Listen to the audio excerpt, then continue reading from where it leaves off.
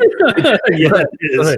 Hey, Vito, if it goes live and I'm still here, it's spoken, so it's not written. It's gone live, and you have spoken. It just happened. It literally just happened. So we are live. We are live now. We are indeed live. Welcome back, everybody. Thanks for hanging in there. I'm still here. I'm somehow alive. Brad still hasn't been sentenced to death by the cult. Josh is still braving the heat in Texas. We have one of our lovely mods, Jeremy Sims, in the chat in the video right now as well. So Jeremy, say hi. hey, it's 7 a.m., which is why I wasn't here earlier. Yep. he lives in Aussie or Ruland. We have Graham with Brad right now. Hey there. And we have a good friend Jason from the Mash and Drum joining us for the next little bit. So Jason, what's going on, buddy? What is up, Vito? How you doing, guys? Let me first and foremost say congrats on 1,000 subscribers. It's very well deserved, fellas. Thank you. Thanks very much. Now, how do you go about transversing the whiskey tube? And what I mean by that is when you see new channels pop up, right? Like for us, for instance, you had already been making content and whatnot for about a year at that point, right? Yep. How do you view and how do you kind of formulate new channels and sort of like take inspiration or feel it out? Usually in the beginning for me, I like to watch a few episodes before I judge or kind of get my thoughts on a new channel, just because sometimes it takes a few episodes for a couple channels to get its legs underneath them, just like mine did. So once you kind of get a few under your belt, and I like to kind of see what your style is, what kind of makes you unique. And normally what I've been doing is when I see a new channel pop up, I invite them on, get to know them. I love the whiskey community, so just getting to know more and more of these different channels, and when they pop up, like I just had the Oak and Smoke whiskey reviews on my channel. They're relatively new bunch of guys, and so I love it. I mean, I love Whiskey She Wines. They have a really great channel going too, very unique. They're hysterical. Bobby and Sam crack me up. Yeah. Chris from Bourbon Sane. I just helped my buddy Dusty Dan. Dusty Dan's whiskey reviews. Yeah, he just started up very recently. He just started up, so I helped him with his logo, and I made his intro for him. So yeah, I'm there for the new channels. It's good because I asked that because with a lot of other kind of communities and kind of niche stuff on the YouTube world, there's so much competition and sort of this negative attitude towards new channels into your niched sort of topic, right? And you don't really see as much of an inclusivity as much as in other disciplinaries as you do in whiskey review channels and whatnot. Yeah, I think variety is the spice of life, just like whiskey, man. Yeah, everyone's gonna find something different and what they like, what they don't like. It really just appeals. I think the fact that there's so many is a good thing, and I think the fact that so many of us collaborate just kind of shows you the strength and the camaraderie of not only the whiskey community but the whiskey tubers in general. I mean, there are a couple that kind of stay kind of a little bit more isolated, but for the most part, everyone's very friendly and ready to sip whiskey with either one of us. So it's great. Yeah, for sure. Yeah, the ability for people to just sort of become fast friends always astounds me, whether it be over YouTube and or people you meet in person. It seems like everybody that I meet that's really into the whiskey community, it's you spend a few minutes with them and all of a sudden you have so many things in common and you're just talking like you've been friends forever, right? Yeah, that's a great point, because a couple of whiskey tubers that I've met, in person have just been it's like I've known them for a long time. It's just you kind of meet and everyone's you meet face to face, and then all of a sudden you're talking once the topic of whiskey comes up, that's it. It's like you're lifelong friends. Exactly. You know, we like I can speak directly to that, not only with like, you know, Josh and Brad, but man, that weekend that you popped up to Canada for like a night. Yeah. And was at Rob's place, and like I just stopped in for like 20 minutes, but immediately we just dived right into just like conversation. We were relaxed and chilling, and just it felt like nothing. It felt effortless. Yeah, I was like, "Oh, hey, what's up? You're Vito. Yeah. All right, hey, let's go drink." That's Yeah, right. no, it's a great And then community.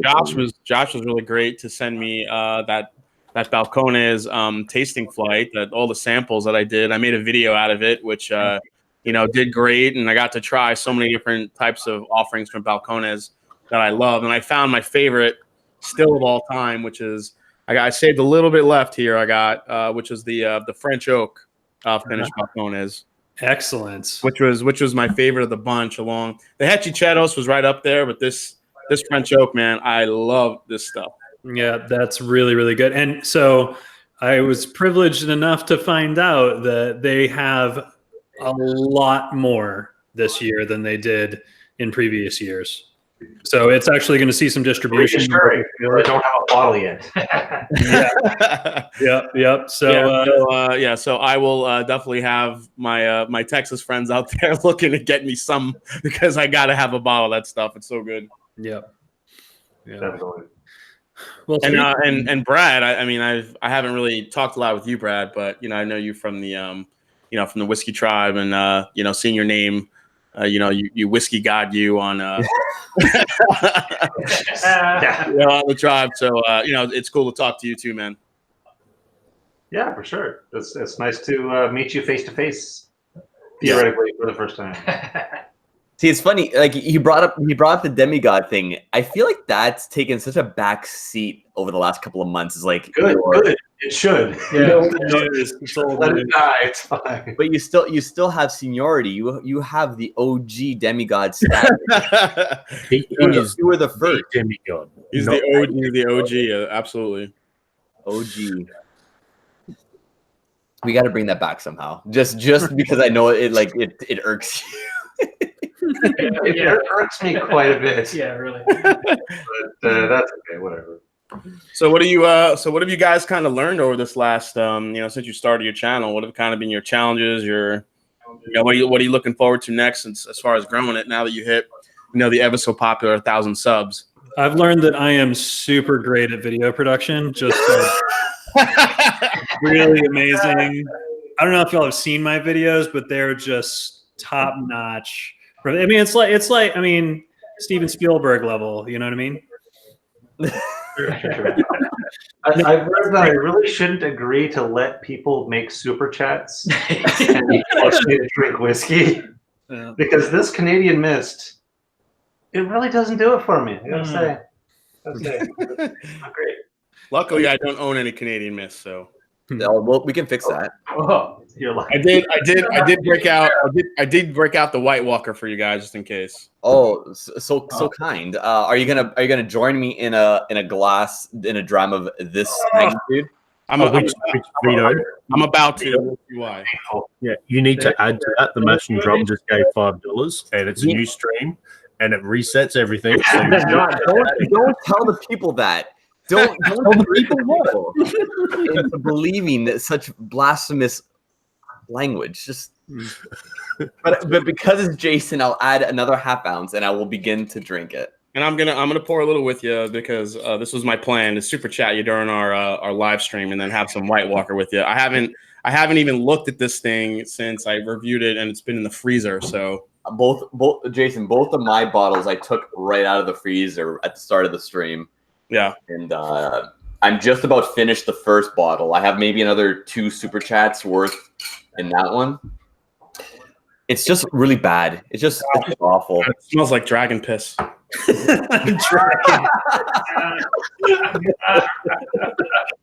know what? He says that, but like I could totally see it being dragon piss. Wouldn't dragon piss be peated? For that smoky. Yeah, it should be. You would think, yeah. I mean but it does get like filtered in a way. So would it taste peated still? It gets filtered in a way. Did you guys Too much White Walker, Vito. You might die. Yeah. Did you guys hear about the two new Game of Thrones whiskeys that they're releasing? Yeah, the ice and fire one, right? Ice and Fire, yeah. Yeah. I don't have high hopes for it, but if the price is right, I'll buy the bottles just because, like, as a collector's thing. But God, that White Walker's bad. it really is, and you know what? Oh God, I don't remember it being that bad. It's pretty bad. Yeah, it's If you mixed it with some Dr. Pepper and a couple of ice cubes, it's okay. Yeah, I mean, I'll take it as a mixer, but drinking straight, there's a lot of. I'd probably drink dragon piss over that. that is awful dram. I don't know if I'll be able to finish that entire thing. But And I'm going back to the Balcones French Oak to my happy place. There you go. That's a good call. I'm gonna dip into something peated next. What do you guys think? Octomore, Port Charlotte, or Ardbeg Drum? which Port Charlotte? The MCO1 or the 10? No, this is the 10. Do you have my sample of the MCO1? Did I give you a sample of that? Yeah, but I drank that a while ago. But now I have a full bottle of the MCO1. Good. Yeah, The Marsala cask.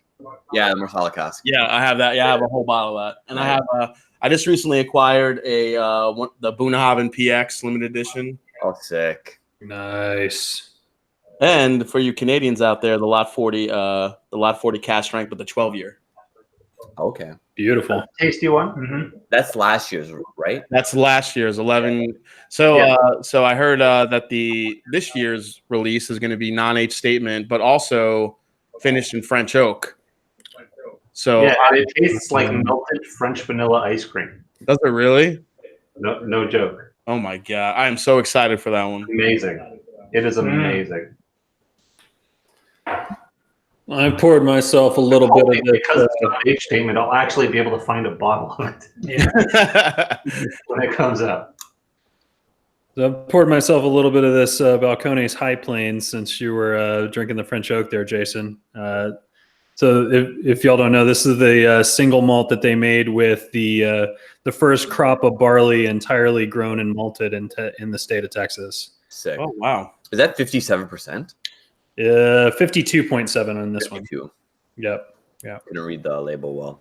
And it's super interesting. It's extremely different than they normally use Golden Promise barley, and then using this Texas grown and malted barley. It's so different than their regular single malt. It's got a little bit of a dryness to it. It reminds me a lot. You ever have those toothpicks that are soaked in like cinnamon oil?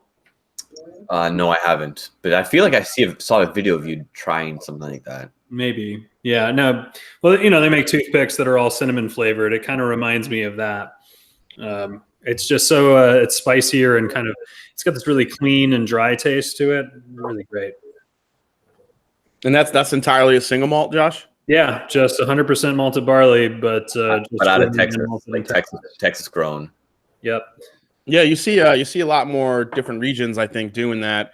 I grew up in New York, so there's a new kind of, I mean, I don't know if it's new, but it's a new category of rye whiskey called Empire Rye. I've heard about this. Yeah. Yeah. So this is strictly rye whiskey, grown,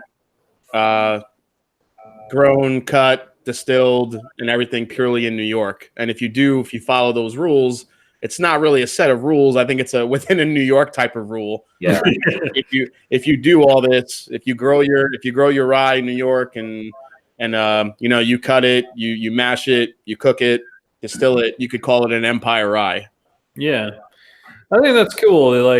Just it definitely proves the difference that regionality and sort of terroir can make. Using grains grown in different places and maturing whiskey in different places has a huge impact on the flavor. Yeah, that's what's so fascinating to me about Bruichladdich. Right. I've become a huge Bruichladdich fanboy just based on that and the different characteristics they get from as you mentioned, the terroir and where the different barleys come from and how it affects the different whiskeys and releases they do. Yeah, you take the exact same production process and the exact same maturation environment and then put different types of grain through there and you end up with an entirely different flavor profile, and that's just kind of fascinating to me. This French Oak from Balcones is just ridiculous. This White Walker from Johnny Walker is fucking horrendous. Vito, are you gonna finish that by day's end? I'm gonna try, buddy. That was the plan. By the end of the stream, that's the deal, right? That was the deal. I'm gonna try my The best. stream doesn't end until Vito has done that class. If I'm still sitting straight, I will keep drinking. What do you mean still sitting straight? As long as he is content. If I'm not horizontal, I will be drinking this. If he's able to maintain verticality. Because you've already got like a 4-degree list already. Like Don't worry about that. don't worry about that. I was just gonna say, pour some of that dragon piss in your eyes. This way, you won't see anything. Oh, fuck. It's so bad. It is so bad. What a bad idea this was. But I'm glad people are getting some sort of enjoyment out of it. Hey, punishments have stopped. Like Jason's the only one who's added to your concoction at the moment. Yeah, that's true. That's true. Somebody paid in the last segment to have me blend some Balcones single malt, the Brujeria, and some Canadian Mist, and I don't know that I'm going to accept money for that sort of thing anymore, because that was an absolute fucking travesty. Wait, are you not going to accept money, or you didn't, what you got wasn't enough money? Well, yeah, that's more like it. What I got wasn't enough money. Okay. Because I did hear you say you're an expensive date, Josh. Yeah, I have a price. I'm not sure what that price is. I mean, that was $15. That was $15 for like a half-pound You drink. heard it, chat. You got to find Josh's price. Yeah, that's right. That's right. $1 million. That's $1 million. You've got to press the super $1 million. chat. I will and go enter to the email. Yeah. Josh. We can make that happen. I mean, shit, $1 million. I'll chug this White Walker for $1 million. Hey, what's up, Matt? Matt from Whiskey is in the chat. Hey, Matt. How you doing, buddy? Matt and those guys will be hanging out with us a little later. Yep. And we got Nathan Deckinga's got back in here. Good to see you, man. Oh, I think the people are back. Ooh. All right, guys. So I have a question. What has been your? I've been asking this now that we're about halfway through the year. What has been kind of your favorite bottle halfway through the year so far? Shit. Ooh. And your most, your favorite and your most disappointing. Favorite and most disappointing. Yep. Well, I've got one of my favorites for sure right here in front of me, and it's about half gone right now. So I'm developing a little bit of anxiety that it's gonna, you know what I mean? Like it's gonna go away at some point, and I'm not sure I'm emotionally prepared for that. But this one right here, the Del Bach Distiller's Cut.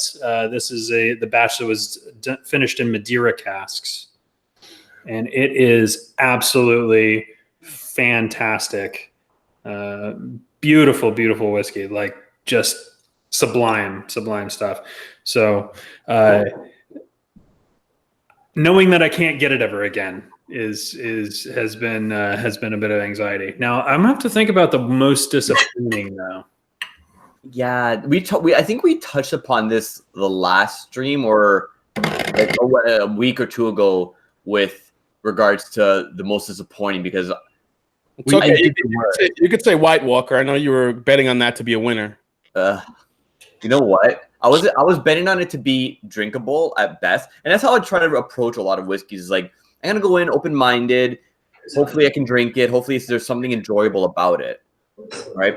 So if I'm disappointed, it's not like it's crushing defeat. My favorite whiskey I've tasted so far this year would be the Port Charlotte MCO1. Mm-hmm. I think that takes the cake for me right now. Yeah, that's a beautiful one. For something that I was expecting to enjoy, but to the degree that I enjoy it, I wasn't expecting that. Which finish is that one? That's the more solid one, the MCO1. Oh yeah, that's unreal. That yeah. Mm-hmm. unreal. And I guess my most disappointing one. It's not even. That's the wrong word to use, but the one. I guess the one that I was expecting a bit more of. I guess probably would be the. I think the Pappy. Yeah. I think the Pappy 23. I was expecting a bit more out of. I feel like it was just blown out of proportion, and I approached it expecting something more than I usually want to, and it just kind of let me down. Sure. Yeah. See, that derailed your I mean, it's good, but whatever. Yeah, I guess I could say probably I was somewhat excited to come across a bottle of Rock Hill Farms at regular retail price, and a shop that I frequent, had one of those in the back and gave me at what is it, $50 or so, I think, and it's just fine. It's okay. I don't understand a lot of the secondary market stuff, to be honest, but that was, you expect something that's kind of magical for how people blow up brands like that and what they pay for it on secondary market and stuff. I would actually highly agree with you that I recently, just by coincidence, I recently got a bottle of the Rock Hill Farms too, and I'm actually doing a blind taste test video. I'm putting all the Buffalo Trace Mash Bill 2 head to head.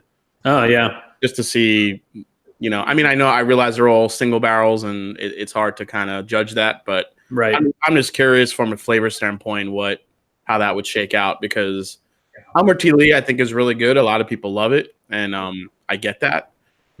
But as you said, for secondary market prices, it just doesn't do it for me. And Rock Hill Farms and Hancock's and the other, that kind of falls in that category too. I mean, it is good. Very, very easy to sip. They're very got a good amount of flavor to them. A lot of people love them. Blanton's.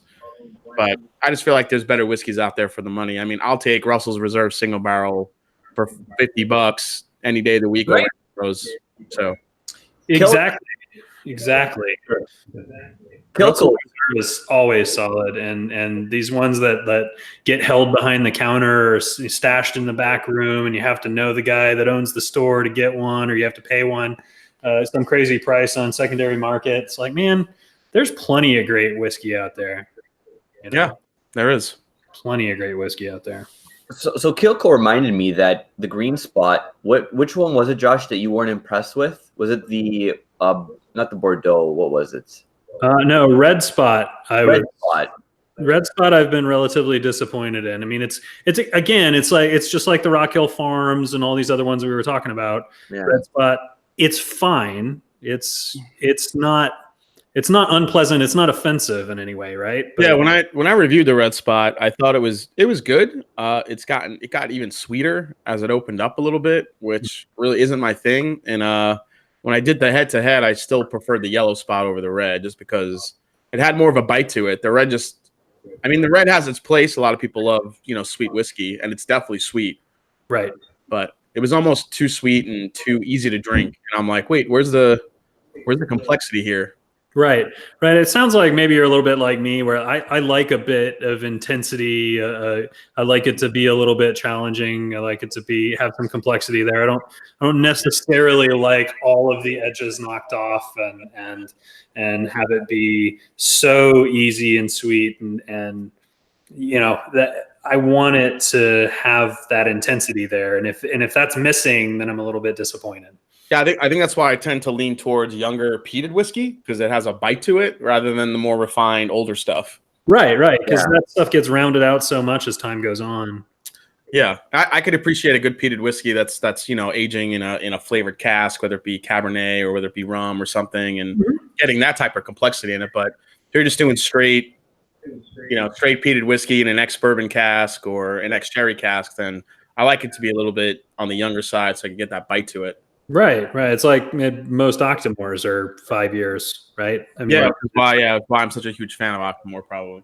Yeah, right. Or this Dark Storm that I'm drinking from Talisker. It's nice and spiky. Actually, I just picked up a bottle of that. The Dark Storm? Yeah, it was on sale here in where you was got it off the shelf? Yeah, Talisker. Yeah, Dark Storm. Yeah. No kidding. That's a duty-free exclusive. Shit. Yeah. Oh, I'm sorry, not Dark Storm, just regular Storm. My bad. Oh, okay. Yeah. My bad. Yeah, that would make a lot more sense because you guys are like, hey, how the hell did you get that in the store?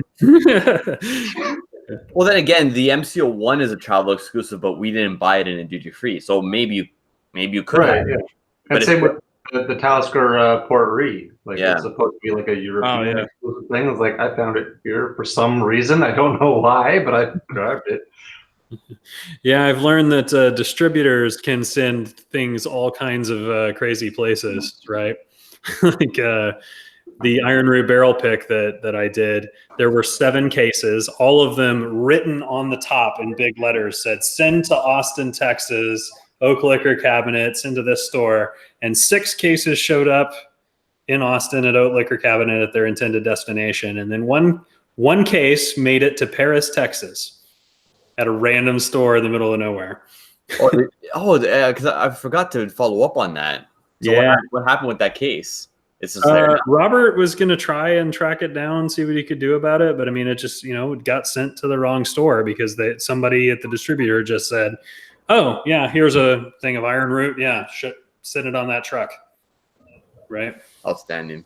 Yeah. I recently was just in Kentucky last week, and I did a Weller foolproof pick.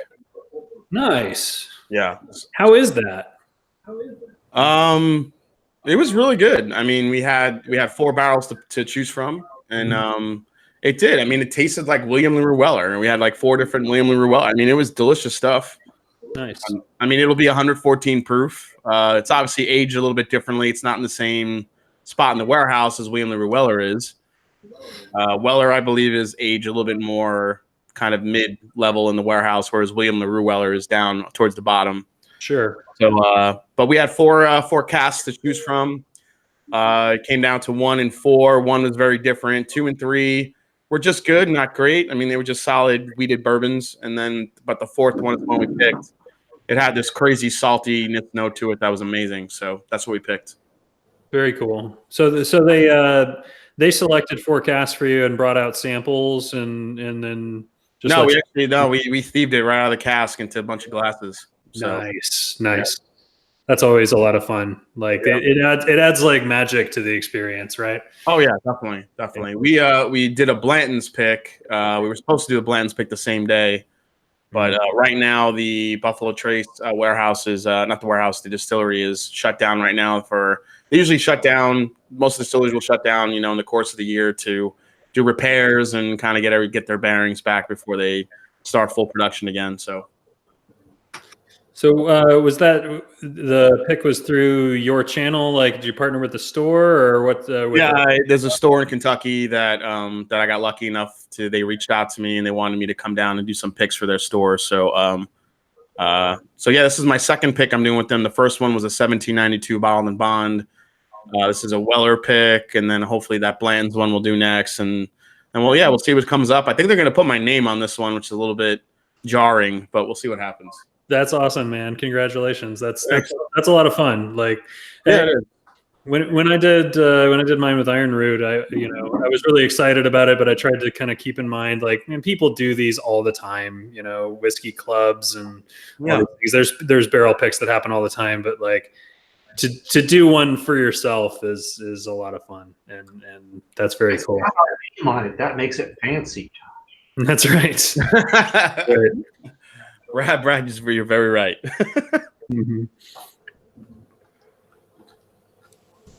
Yeah, I need to break up this awfulness with some MCO1. Are you still drinking the White Walker? Oh my god. Yeah, I've been trying to just.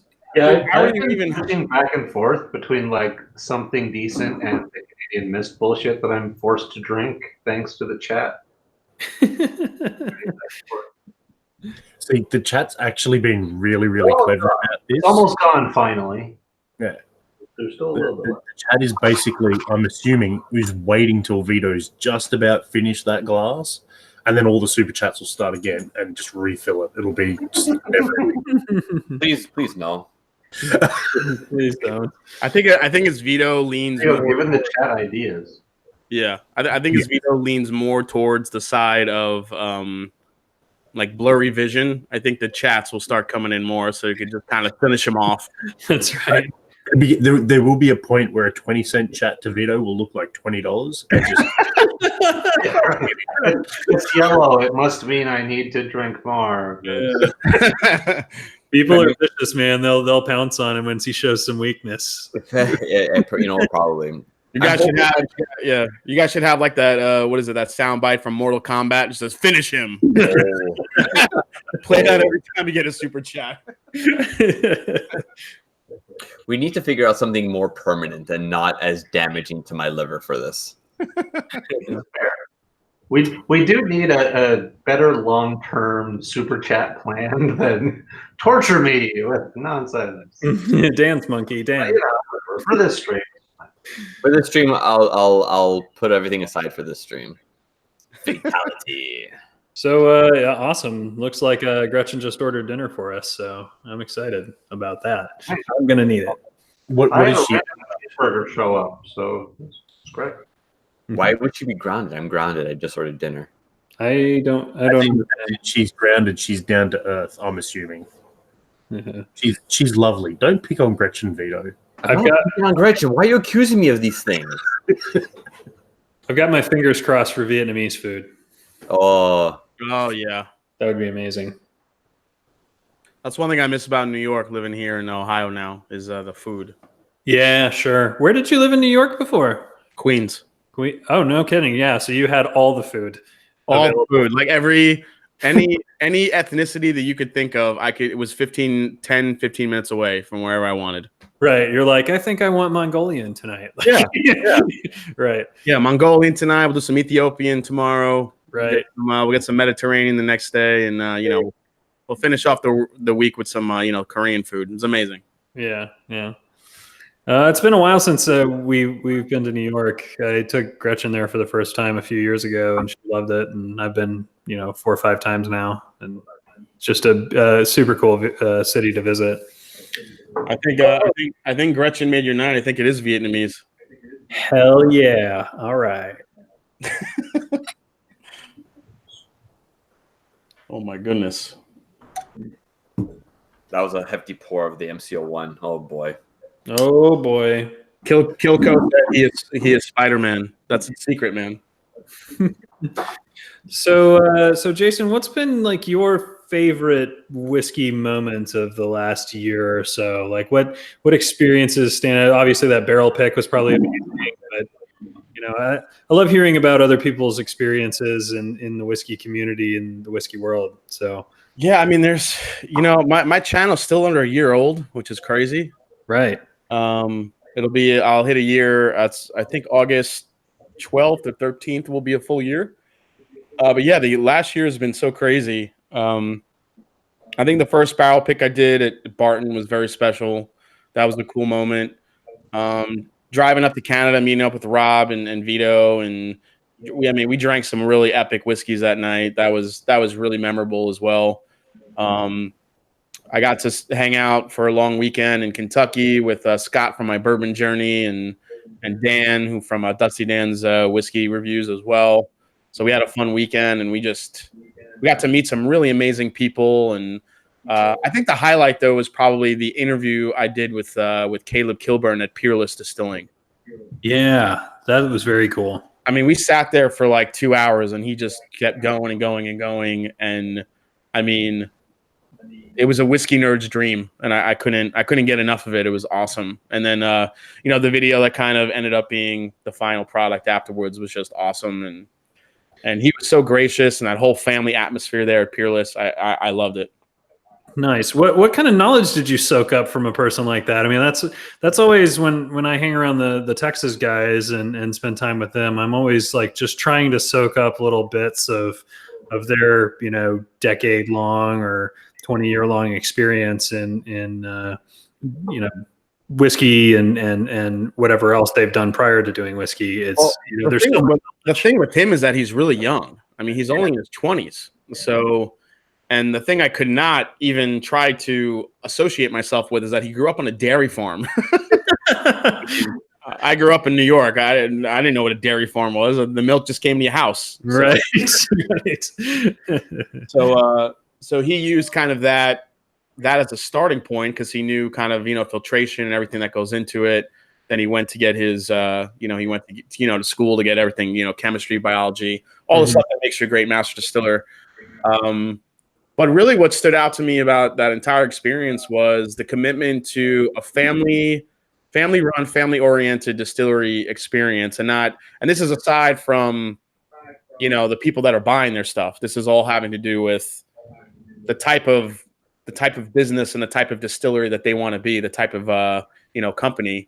Right. So are their core values of how they run their business? Yeah. Everybody there, from the person that cleans up to the person that cleans the glasses to the people that are quality control to the restaurant, owner to the owners. Everybody has a part in everything from A to Z within that distillery, including even the bottle design was voted on and figured out and designed by the people that work there. Oh, that's cool. It's like almost like a co-op kind of vibe or something. Yeah. And also on top of that, what really stood out to me was their commitment to quality, which is, something you see, like Josh, we've talked about, with Iron Root and what they do, and even Balcones and how they're doing everything from grain to glass, all throughout. Every single thing that you could do that would cost more money to make a whiskey to better the flavor and the quality of it. Right. Peerless is doing that. Right. Yeah. That's amazing. That's amazing. People want to knock their prices, and I get it.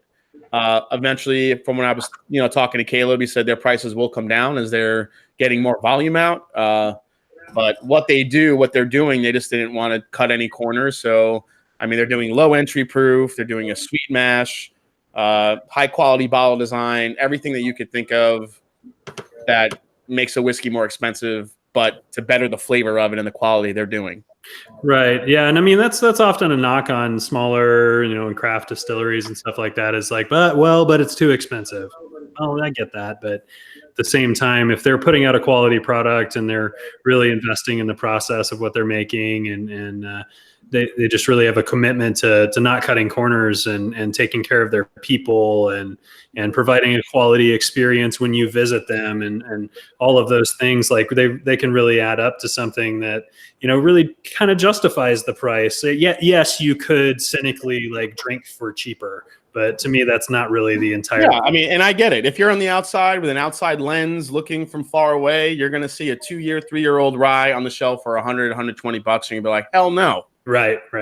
But it's different when you go there. You kind of experience what they're actually putting into it. The blood, sweat, and tears, and all that. And you could say that for a lot of the the Scottish distilleries too that I've done some research on. I don't think people realize what really goes into it. So it's amazing. It always fascinates me. Right. And if they're putting out a quality product out the other end of that, even if it is a bit expensive, quote unquote, for what it is, you're always going to pay more for that type of a product from that type of a company. That's just the way the economics work for that. Right. Yeah. Good whiskey is good whiskey. I'm actually, the chat's talking a lot about Ugadale, and I think I'm going to go grab some Oogie from my collection over there. Yeah. Christina has found herself in the chat and is now influencing people. It was just Christina. It was. It is sex of the mouth, the Ardbeg Ugadal. So I am definitely not held captive currently by the cult of Ardbeg. No bias whatsoever going on. Lance, how comfortable is that chair? Yeah, buddy.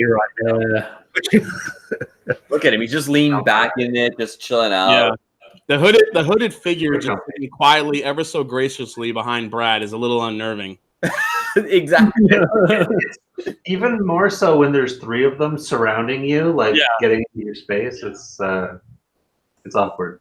What's the proper term for a collective of cult members? Is it a murder of Ardbeg cultists? Is it a swarm, perhaps? Is it a flock? Is it a flock? A peat swarm. Peat swarm. A bog of cultists. A bog of cultists. A bog of cultists. That's it. I like that. A bog of cultists. Yeah. Can we say it's an Ugadale of cultists?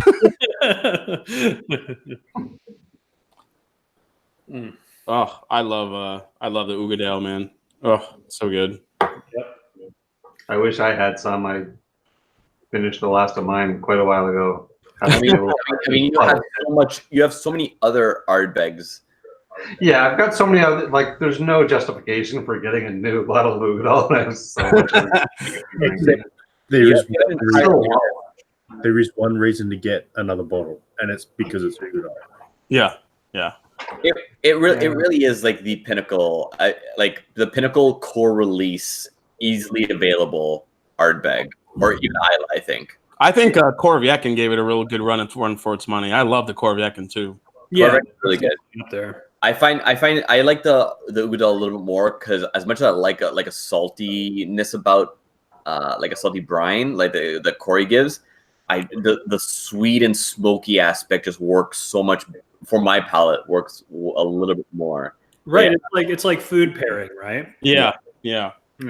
I would get that. There is a sweet, salty brine. That was actually you asked one of my other whiskey epiphanies this year. It was my attachment and my palate acclimating to peated whiskey so quick. I couldn't believe how it happens that fast because I was primarily a bourbon guy, rye bourbon, and then I did that whole month of Scotch last September, and holy shit, I was like, what the hell is happening right now? I love this stuff. We got him, guys. We got him. Yeah, actually, I got to thank Aquavite and actually Rob from Whiskey in the Six for kind of laying out a good Scotch plan for me to get into stuff. And I got to say, the regular, I had some good stuff: Glendronach, Balvenie, Macallan, really good quality, scotches, but they just weren't holding enough for me to hold my attention. And then all of a sudden, I tried Lagavulin 8 for the first time, and it blew me away. That's a good one. And then I tried Ardbeg 10 for the first time, and I was like, holy crap, this is bacon in a glass. How is this happening? Mm. And then it just opened up a whole new realm. And then I got into, then I started trying, and then immediately from Ardbeg, I go into like an Octomore, and I'm like, wow, this is amazing. Whoa. Octomore is always a good time. Yeah. It's really I think even the cult would probably agree with that. Yeah. It's weird because Brad, every time like the camera goes to you, the cult member he like disappears, and then when the camera comes back on you. He's been moving around a lot. It's making me very nervous. Yeah. He's like a cult. He's like an Ardbeg cult Jedi or something. And they change. It's a whole. All right, so Jason. Graham is heading out, so I'll see you later, man. Oh. Yeah, thanks for thanks. See everybody later. Thanks for joining us, Graham. Again later on. Sweet. Cool. Sounds good. That does mean that the cult can be even closer to you. You literally have one to the left of you and one to the right. You should. So I want to make a quick audible here. So, Jason, our next guest may or may not be able to join us via video. Yeah, it sounds like not from what I've seen. Yeah. It sounds like he's going to try and make it in the chat briefly, but he's pretty tied up. So, would you? I don't know what your schedule's like. Would you be down to stick around for a little bit longer? We're just going to take a quick, 10-minute break and then pop back on. Would you be down to stick around? Yeah, man. I'm Ardbeg deep, man. Let's do it. All right.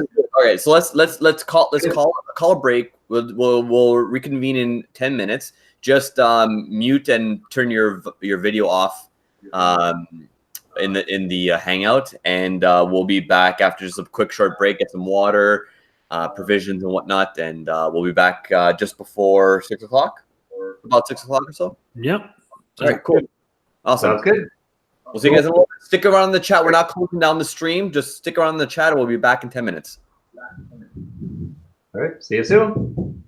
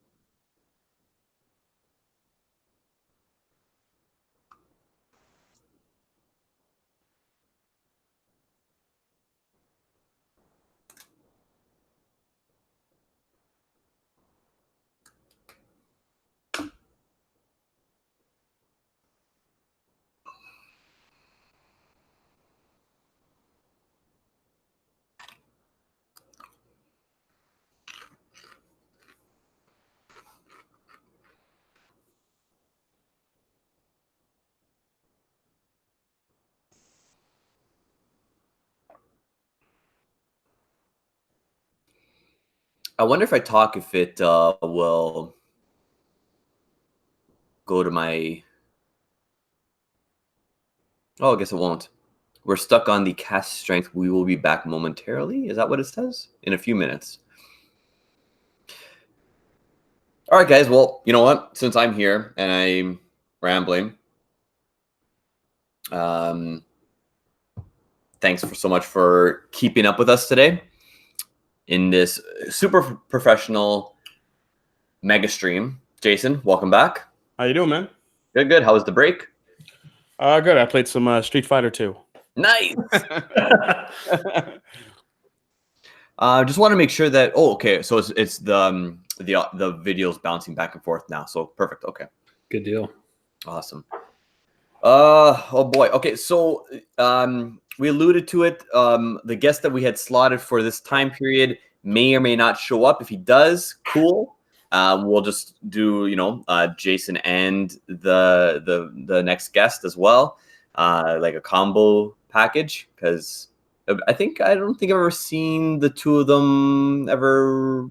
Well, for sure, never seen them on like a hangout or anything. But Yeah, I don't think so. I think from the way from what I know, from the way it sounds, he's going to try and pop in the comments here, but he's pretty tight. Yeah, he mentioned it. Cool. Yeah. Welcome back, everybody. Jeremy is back, and Brad, and Christina, wearing a lovely SAW medal. It seems. Is Christina wearing the medallion? Nice. It started to infiltrate my entire existence. At this point. Is April home right now? Through things. If they think they own the place. So while we were away, I thought of two different things we could talk about, and I wonder which one Jason might be most interested in. So one was spirits other than whiskey that you're a big fan of. Ooh. The other would be Scotch independent bottlings. So I don't. You said you were getting into Scotch and exploring that world and everything. And I wasn't sure if you delved into the independent bottling arena.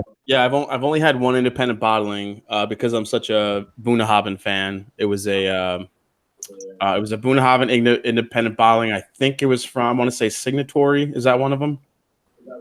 Yeah. Signatory is definitely one of the better, bigger independent bottlers. Yeah, and that one really kind of blew me away. I also have had some single malt Whiskey Society bottles too.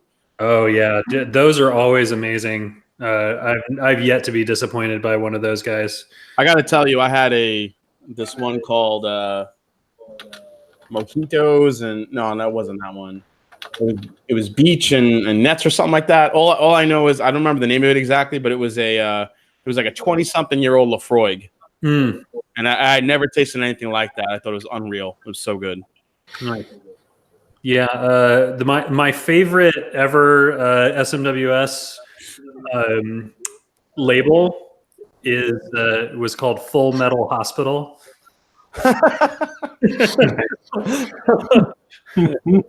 That's my favorite one I've ever had. I would imagine that was peated and medicinal. It was peated and medicinal. not even speaking about, like, that wasn't necessarily my favorite flavor wise, but just the name of it was my favorite ever. Oh yeah. I think my favorite was one that I stumbled on. I think Josh tried it as well. Was the Jammy Dodgers? Yeah, the Jammy Dodgers and tea tree oil. That was somebody that was in my class brought that. Paired with actual Jammy Dodgers. Yep, that was Nathan Huey.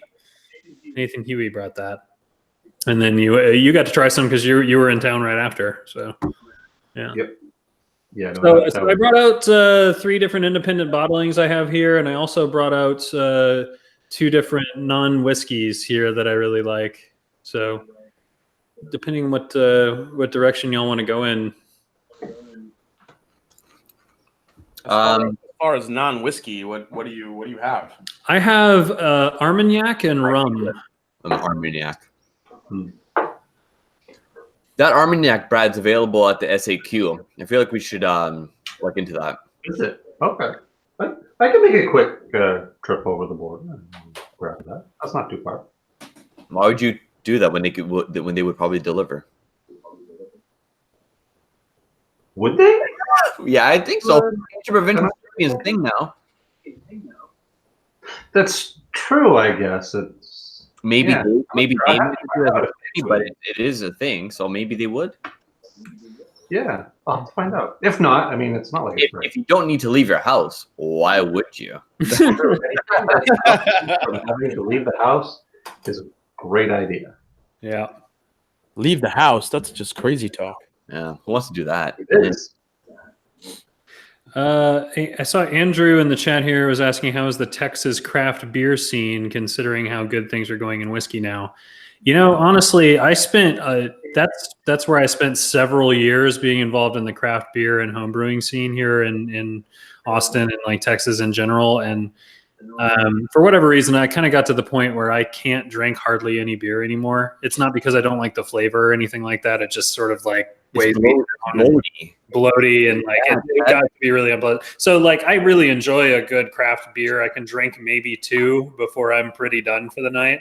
Whereas whiskey, I can just sip on it all day and it's no problem, right? So there's a bunch of distilleries around Austin, breweries around Austin that are still doing well, and they have tasting rooms and all that kind of cool stuff. So it's still thriving. I think some of the ones that maybe didn't run their business terribly well or didn't get good distribution or whatever, those guys have started to kind of struggle, and a few of them have closed down. But in general, it's still thriving. It's just not so much on my radar anymore. But Acapon's doing some cool things. Yeah. Deb, the distiller for Crowded Barrel, her and her husband have a brewery out in Dripping Springs called Acapon. That's really cool. So I love what they do. They make great beer. It's just I just can't drink that much beer anymore. So my story, because I alluded to this earlier, that I'm still pretty much hungover from yesterday. I decided that it was a good idea to head downtown Toronto with a good buddy of mine and just like drink. I would just like hang out and drink. Now, on that, Vito, you say he's a good buddy, but he was aware of what you were doing today. So he's a good buddy. That's why he's a good buddy. Just watching the train wreck as it happens, not stopping it. Watching me dive into just a mess and just knowing what's to come. He's probably watching right now, lurking and like listening to me and being like, "That's fucking idiot." So yeah, we spent from about 1, maybe just before 1 o'clock. Yeah, about 12:30, 1 o'clock. We started drinking beer, and then his girlfriend and her friend showed up, and we just kept on drinking. And then we took an Uber to another bar and started drinking, and we were there until 12:30 last night drinking. And we went back to his place, had another drink, and it was just a disaster. And it was all beer. I was drinking all beer minus 1 tequila shot in between. Where's this Vito when Brad and I have our very long hangouts? Because I'm constantly moving. I can't sit down and do that. I have to be moving and walking around and doing things. It's a weird Vitoism that's like I need to be doing things. I can't be sitting down all the time. Except right now while I'm drinking this horrendous amount of White Walker. So I'll just remind all of those that are still watching, $2 and more will add to his White Walker glass. Please, God no. That's on the screen. Cool. It's cool, Jeremy, that you would remind the chat. Oh my God! We'll break into some fire and cane here in the meantime, just to get the taste of that Canadian mist out of my mouth. It's like a rinse, like a mouthwash. Yeah, exactly. So where am I going? Am I going independent bottlings or am I going Armagnac? I want to talk about Armagnac. Armagnac, okay. Because you know what? Because I did the I feel like you should do a review of this on the channel because I did the gin a couple of weeks ago. Yeah. I've been wanting to. I feel like anybody that likes whiskey would also like Armagnac quite a bit. I mean, we can totally plug and sell that Robert Licorice of Iron Root is in love with that bottle. Oh yeah. So that's how I came to even try Armagnac or even learn about it at all. Was I was at Balcones one day for a class, and we were hanging out afterwards, and Jared, the distiller there, poured me some Armagnac, and I thought it was really good. And then we were hanging out with Robert, and he goes, "Hey, you want to try some 40-year-old whatever it was Armagnac?" And I said, "Oh, you're into that too? Okay. There must be something here if those two guys are Armagnac fans." So it's essentially a kind of a brandy or cognac, right? Made in a different region of France than cognac, and I'm going to get some of this incorrect, I'm sure, but because I've picked up little bits and pieces of the Armagnac story from guys like Robert, but wineries, family-owned wineries, will set aside certain parts of their grapes every once in a while and put those towards distillation of a brandy type spirit like Armagnac. And they'll set that aside in their cellar to age, and it's kind of an insurance policy where if the wine didn't turn out super great one year, or they had some problem with the crop, or whatever, they don't have as much wine to sell. Now they've got these barrels of spirit that they can pull out of their cellar and sell those instead to kind of keep cash flow going. Yeah, I mean, cognac and Armagnac are essentially made from undrinkable wine, like leftovers. Right. And they have a tradition of having a traveling still on a cart, that would be dragged around to these different wineries, and they distill this sort of leftover grapes and then just set it aside in their cellar to age. And I mean, this guy, one thing that I think is really, really cool about Armagnac is that this is 25 years old and was under $100 for me. So you get this nice, well-aged, oxidized, complex spirit that, anybody that's into whiskey generally, I think, would dig this. It tends to be, although not always, it tends to be bottled at 40-ish%. I've seen some that are higher than that, but, it has a low ABV, but doesn't seem to sacrifice complexity of flavor that much. Yeah, I gotta say, I've been getting into rums lately. I was definitely a big beer, very big, craft beer guy too before I got into whiskey, and that kind of went by the wayside. And now I'm definitely trying, because whenever I taste a lot of these new bourbons and whiskeys that are aged in these different types of casks, Oloroso Sherry, PX, rum, I was literally tasting some of this stuff to see if I can get, what that profile is. I think, some ports are really good, but they're really overly sweet. I can see why it's a dessert drink. Yeah. But yeah, some of the stuff that they're doing with rums now is really interesting. I feel like when you look at a whiskey and it's foolproof, non-chill filtered, and there's certain kind of guidelines that you like your whiskey to be for the fullest amount of flavor and experience. It's kind of getting that way with rum too. People look at rum, they want rum that's natural, no sugar added, a higher proof. And, Foursquare is a big one, is a big name that just makes absolutely amazing rum. Yeah, they do an incredible job. And a lot of these rum producers now are actually finishing and aging their rums in used bourbon barrels. Right. I forgot what brand it is. There's a specific one that's aging their rum in specific exclusive Eagle Rare cask from Buffalo Trace. Obviously, that helps with the marketing a little bit. So sure. What about tequila to mezcal? Mezcal, I don't think I've ever had mezcal straight, but I love mezcal in a good cocktail. To add that smokiness to it, it's really good. Yeah, a while ago we were at a restaurant with a group of people, and everybody at the table was kind of whiskey people, and then there was one guy at the end that was as passionate as everybody was about Scotch and bourbon and stuff. like this guy was the mezcal guy, you know, like he's been to villages in Mexico. He knows the weird kinds of stills that they use and all this kind of cool stuff about exactly how it's made and why this one's different than that one. And like, I love encountering people like that have that kind of like passion and like deep interest and knowledge about something. That's outside of what I'm interested in specifically, but you know that it mirrors the same kind of passion that I have for it. So that was really, really cool. We tried 6 or 8 different mezcals, and then he kind of walked me through it. And it was really interesting experience. Cool. Yeah, I don't think I've ever had a mezcal, so I've got to explore that still.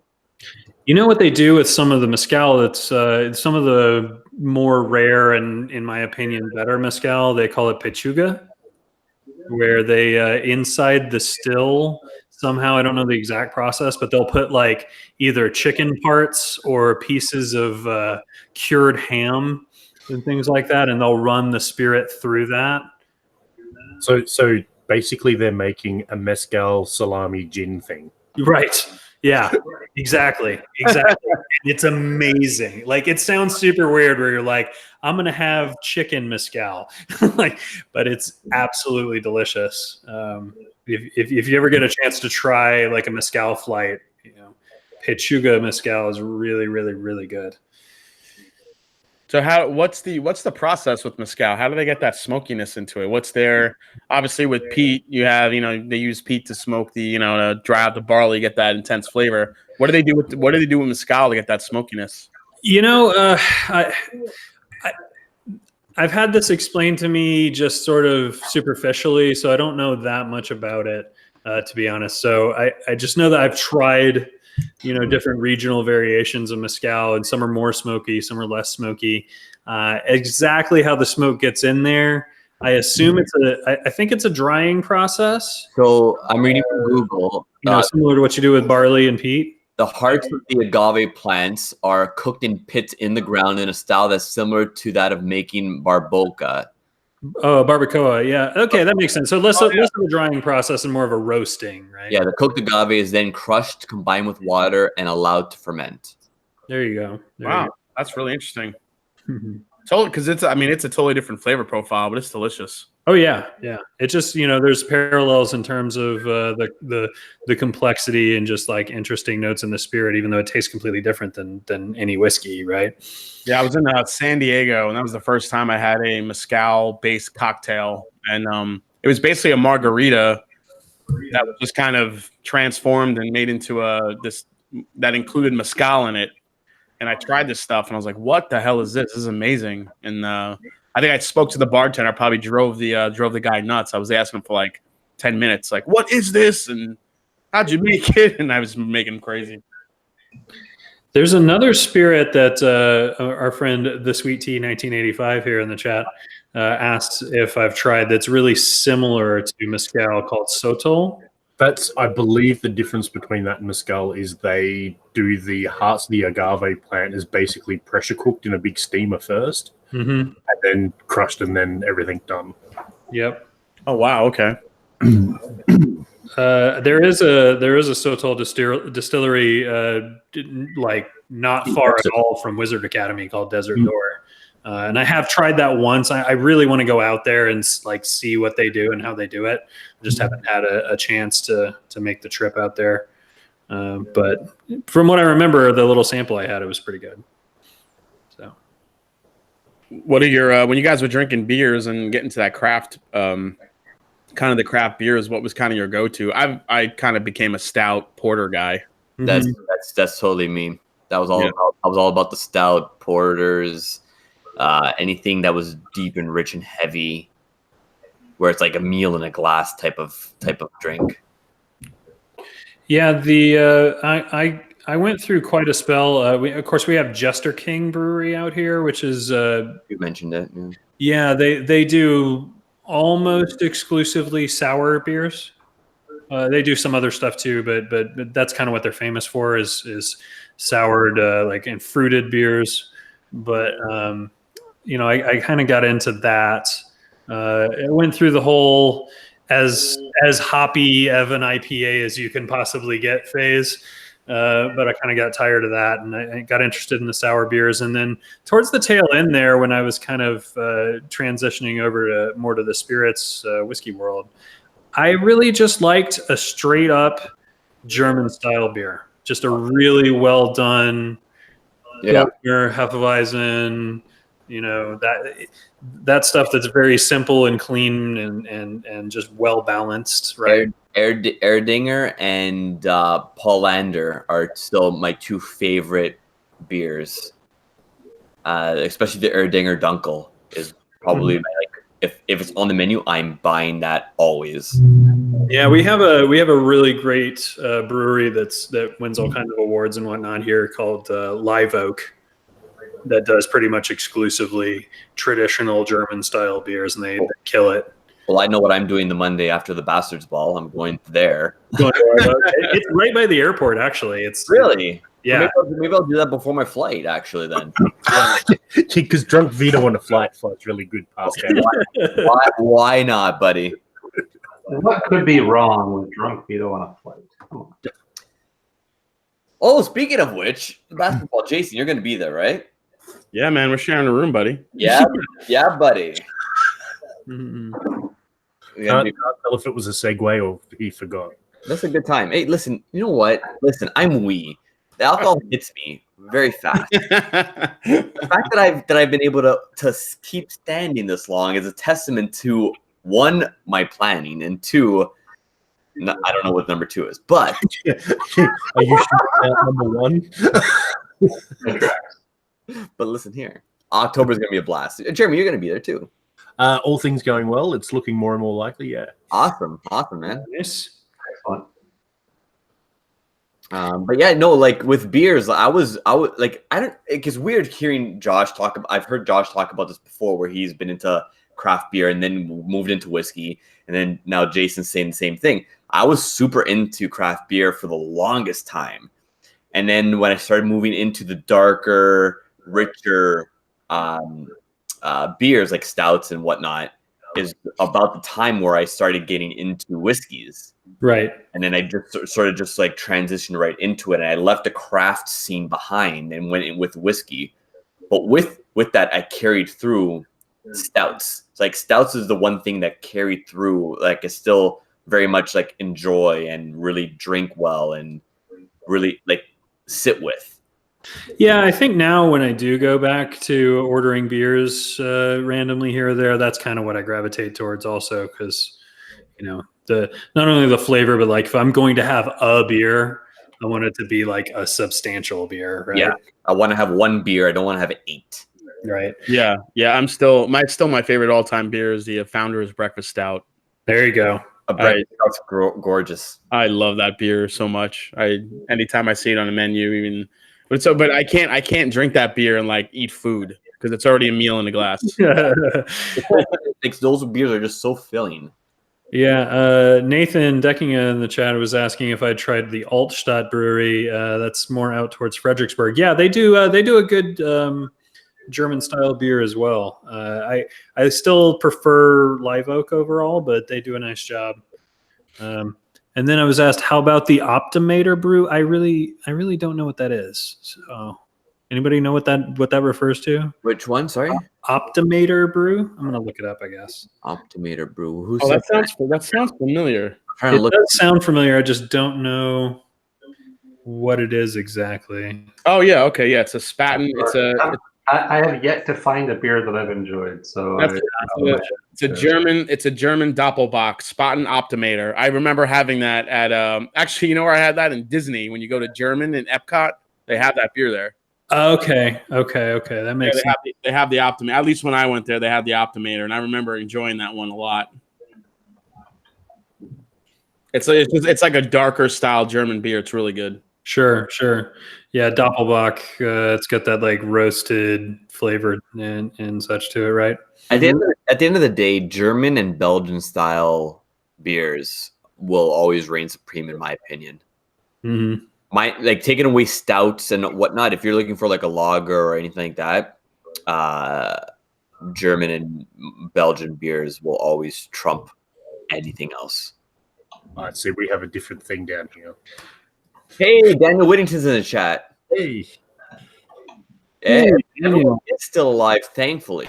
It's so Daniel, just it only requires a small donation of $2 to get Vito dead. I mean, to ruin his liver. So you're not actively trying to kill Vito. I don't know where all the hate, all the hate towards making Vito. This is a terrible and obscene amount of White Walker in this glass because, hey, Dylan. I don't know. That looks like a full urine sample, man. I don't know when you're gonna drink that. This is almost like payback for you encouraging the consumption of mist by others. Yeah, but I'm not encouraging this so much because like people facilitate the delivery of the mist. I don't assist in that. How much mist did you deliver to Brad? I mean, that was my one and only mist delivery. It was a full bottle, but was a bottle too many? One bottle too many. You know what? I'm surprised you enjoyed that little bit of mist. Enjoyed is a bad word, but there you go. Go upstairs and eat that, bud. Steve A's on my side. Thank you, Steve. Yep. Bye, Dylan. Kids, what can you do? What can you do? You got a cute kid, so it's fine. We'll allow it. Yeah, he's all right. It'll be better when he can pour you drinks, right? If I could train him to pour whiskey without spilling, we'd be all set. Priority's right though, Brad. If you can train him to drag you up the stairs uninjured after a 14-hour stream, that would be good too. I feel like pouring without spilling is probably the easier task. Yeah. Like I'm a quote unquote full grown adult, even though I'm not really full grown. I'm very wee. I wouldn't be able to transport Brad up the stairs, so Dylan would have to grow at least my size plus a half in order to attempt that act. Give him 3 years. 3 years, and he's probably surpassing Vito. Yeah, I'm just picturing Vito trying to carry Brad up the stairs. For $2, there you go. How come I feel like I'm gonna have to? Get to it, Vito. Yeah, how come I feel like I'm gonna have to carry both of yous up? Oh God. Okay, Cap. No one needs to carry me anywhere. That's fine. Brad has some of the driving places. No, the Tesla doesn't count. You've still got to apparently be sober for the car to drive. Yeah, you still. I mean, legally speaking, I think you still have to be sober. It doesn't matter if the car is driving itself. All right, so Cap and make it happen. Thank you for the $2 donation. I will add in another ½ ounce of White Walker into the glass. I hate That's you. not a full ½ ounce, Vito. I have the measure. I have the measure inside the thing. I'm not cheaping the people out. Don't be doing it, James. I am not cheaping the people out as evidence of this. That's all right. That's an awful lot of White Walker. It's too much White Walker for one person in a lifetime. So since Daniel's popped in the chat, I'll go ahead and pour some of this beauty right here. Oh, that's right. Since Daniel is in the chat, I'm going to pour something just for him. Go ahead. So this is the Kilhoman single cask Madeira that just came into specs recently. I think between myself, Daniel, and all the random people that we know, we've probably sold them out already. I don't know. I'm going to have to check because I would like another bottle of this. So as far as everyone's concerned, they've all been sold. Don't bother looking. You won't find a bottle. Wink. It doesn't exist anymore. Just don't even try. Oh, hell yeah. And Daniel's saying he's going to pour something that Jared gave him, Jared being Jared Himstead from Balcones when he and I were up there this week, which was the Reverie from Westland Distillery. Oh, nice. I don't actually know exactly what the Reverie is, but I know it's one of their super special limited releases. Well, Westland in general has been pretty awesome. Like I haven't had a bad thing. I've had 3 of their expansions, and they've all been good. So yeah, no, Westland does a killer job. I don't know exactly what goes into the Reverie. all right, so you're pouring the Kill Home in there for Daniel. I'm gonna pour something very special for Daniel right now. I'm gonna pour him some of my Puni that he enjoyed so much. I told him, I was like, man, you keep telling about that there's asparagus as a tasting note in whiskeys lately, and I think that's where it started. You're welcome, Daniel, for expanding your palate and your terminology.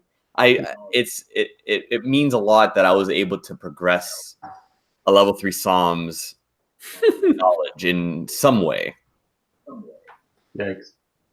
I mean, but it is true. It is very stringy vegetal. There you go, Daniel. That's for you, Vito. Wow, it's getting harsh. Yeah, I know. Seriously.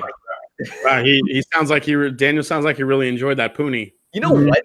The first half of it, where he was like really like, it seemed like he was really intrigued and like, whoa, that's crazy. I've never tasted this before. Like he was really into it, and then by the end of it, it's like, yeah, I'm over this. I'm like, that kind of sucks, but I'm also kind of glad. I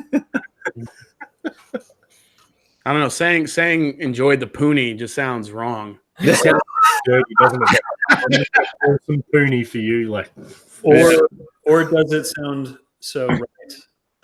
It could sound so right, but if the whiskey tastes and smells like asparagus, it kind of sounds wrong. Yeah, that definitely sounds. I mean, it's the Marsala in here that's that vegetal stringy asparagus sort of. Yeah, thing. I get that same thing in the MC 01 as well. Yeah, but the MC 01 is a different beast because it's much more matured. Yeah, it smells like a full garden, not just one stalk of asparagus. Yeah. And that's why I was really I'm really into the Puni distillery right now, is because they're fresh, they're new, right? So I want to see where they take everything with a bit more maturation and a bit more essentially this maturation. It's just the longevity, keep things maturing, see what happens. And I think it's going to be good stuff, because by itself I like this, and I have another Puni that I'm going to open up right after this. That's really good as well. Just an ex-bourbon Puni that is really nice, but I can see that if a little bit more age, because it's still fresh, it'll be good. Yeah, we were talking about that like 3 hours ago or something. These sampling these dessert wines and stuff like that whiskeys are often finished in, and Marsala is one I'm not super familiar with. Yeah, there's a lot of distilleries are coming out with Marsala age stuff now. Right. It's probably because they're running out of like sherry and all of that other stuff, right? Yeah. Quick PSA: buy some more sherry and port stuff, guys. Yeah, we need it for whiskeys. Yeah, buy those bottles up. Or like seriously, everybody should just drink Madeira, because first of all, Madeira finished whiskey is amazing. Second of all, Madeira itself is really amazing. I was talking about it earlier when Bonnie Brushwood was on, and she thought it was kind of repulsive actually. But as I finished the glass of Madeira I had the other week at this happy hour, the dried out, empty glass, dead on like roasted mushrooms and soy sauce and oyster sauce. It was like all this like super dark, rich, savory, Asian type flavors that came out of like the dried glass of Madeira, and it really blew me away. I was like absolutely floored by that, and now I feel like I can see that come through in a Madeira finished whiskey. Now, I wonder if the shortage of the Madeira casks is because it's one of the EU classified things, so you can only, like champagne, you can only make Madeira in Madeira. I understand. Right. I think California makes some, and they spell it differently. Maybe they do, yeah. I'm not sure about that. But I wonder if that's part of the shortage is A, they're using the barrels a bit longer, and B, because that's sort of a condensed regional thing, that's where you get Madeira from. There's only going to be limited, Yeah.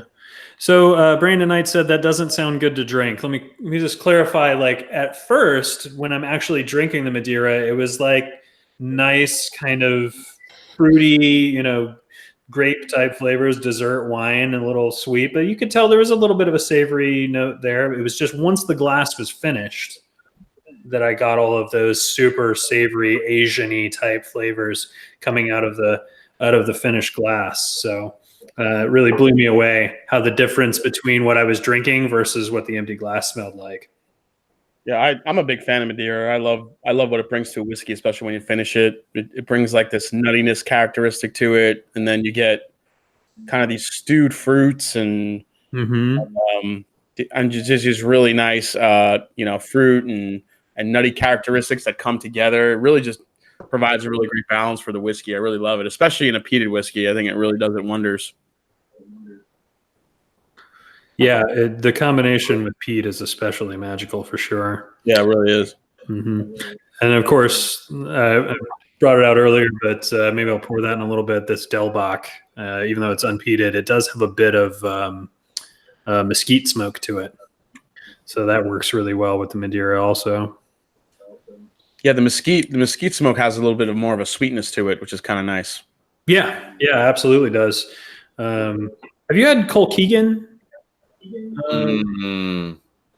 I know Vito's had it. I'm pretty sure Brad's had it. So good. Yeah. Yeah, I have not had that. No. Oh, but Mesquite smoke single malt out of Santa Fe, New Mexico. Oh my God, that sounds great. Yeah, it's good stuff. Yeah. The closest thing I've gotten to mesquite is barbecue and wild turkey Long Branch. Sure. Yeah. What else uses mesquite? There's one or two in Texas that uses it, and then Colkegan, Delbach. That might be it that I know of.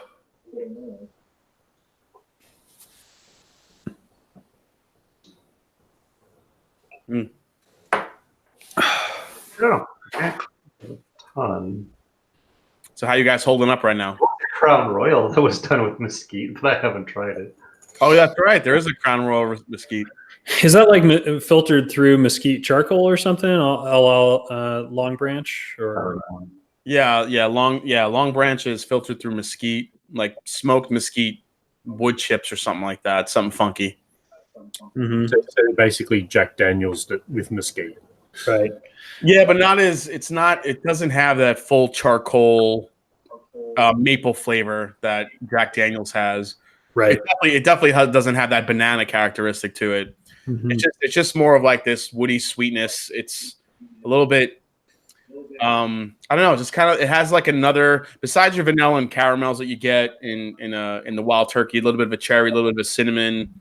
There's like this extra little bit of a layer of sweetness, and you could tell it's kind of like a smoky sweetness that's there. It's very faint. Yeah, it's super overpowered. It's super light. It's very delicate. Yeah. But Long Branch has actually done really well for wild turkey. I mean, if you think about it, most of their core range is wild turkey. The 83, what is it, 81, 83, whatever the hell the number is. 81, I think. Yeah. Yeah, nobody really talks about that one. It's really light. Everyone kind of did the 101, Russell's Reserve, Russell's 10, and then you get to the rare breed and the higher proof stuff. They didn't really have a well-known good entry level, and Long Branch has kind of filled that gap for them. I just noticed Jake Clemens popped in the chat. He owns the Texas Whiskey Festival, and he was saying that Ranger Creek Rimfire uses mesquite. Absolutely right. And also a percentage of the Andalusia Striker is smoked with mesquite as well. So I don't know. I didn't send you any of that, did I, Jason? Was it all Balcones? I think I do have some Striker. I got to look in here. I actually have it right here, the box you sent me. Let me see if I have it in here. Yeah. And then Daniel saying the Westland Reverie just became the best Westland he's ever had. That's a bold statement. Oh wow, yeah. I mean, Westland makes some damn good whiskey, man. That Garyana. I mean, come on. Yeah. So, Oh God! Rex, hold on. $1.99 is not $2 and above, Vito. So. Rex It is in Canadian dollars. Rex is my new favorite person because everyone knows now.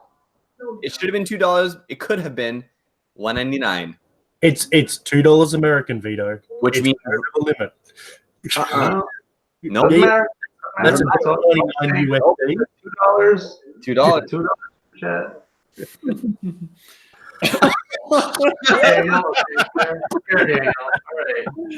Love it. Tell Rex is not welcome here. Okay, so quick, someone ban Rex. Oh, do I? So Vito, you might as well just put the straw in the. God damn it, no! Oh, Get a straw in there. okay, fine. That's the last of this bottle. Bottle number 1 is dead. I'm just gonna pour it right. And soon, so shall Vito. As a side, if someone is silly enough to put in $1,000 as a It's single nice knowing super chat, Vito. He was a good guy. $1,000 for a super chat, and he will hook up an IV of White Walker. Does anybody want to sing the ceremonial song? No. It doesn't deserve it. You're right. It doesn't deserve it. No. I'm not even gonna keep this bottle. I keep all my bottles. This bottle's going straight into the fucking trash. how many Changes color. I have one more full one. Yeah, but how many did you start with? 2. What? Two? First of all, that begs the question: why do you even have 2 of them? Okay, so I explained this. I bought one before anybody had tried it. Okay. And I bought it in Pittsburgh, and I brought it back, and I hadn't opened it, but I never brought it back, and someone was like, "Oh, I just bought a bottle, and it's fucking garbage." Oh, great! You work, Jeffrey Prashone. That is just some good work there. Awesome. No, someone's already donated, so I'm not pouring It's a enough. new stream. It is a new stream. It won't count. It is technically a new stream. Josh, get the guitar out. It's your turn to do stuff. My turn to do stuff. The second bottle was given to me by a buddy that doesn't drink whiskey at all. He's like, I was gifted this bottle. I know you like scotch. Here you go. And I was like, okay, thank you so much. I really appreciate that. Thanks, I guess. Oh, I've busted his balls for the past half a year because he's giving me that. So what you need to do, Vito, is I don't need to do anything. No, you could use it as a cheap thermometer. Because the side changes at certain temperatures, put it outside your bedroom window and go, yeah, it's cold outside. Actually, that's not a terrible idea. There you go. That's not a bad idea at all. Arguably the best use for White Walker. We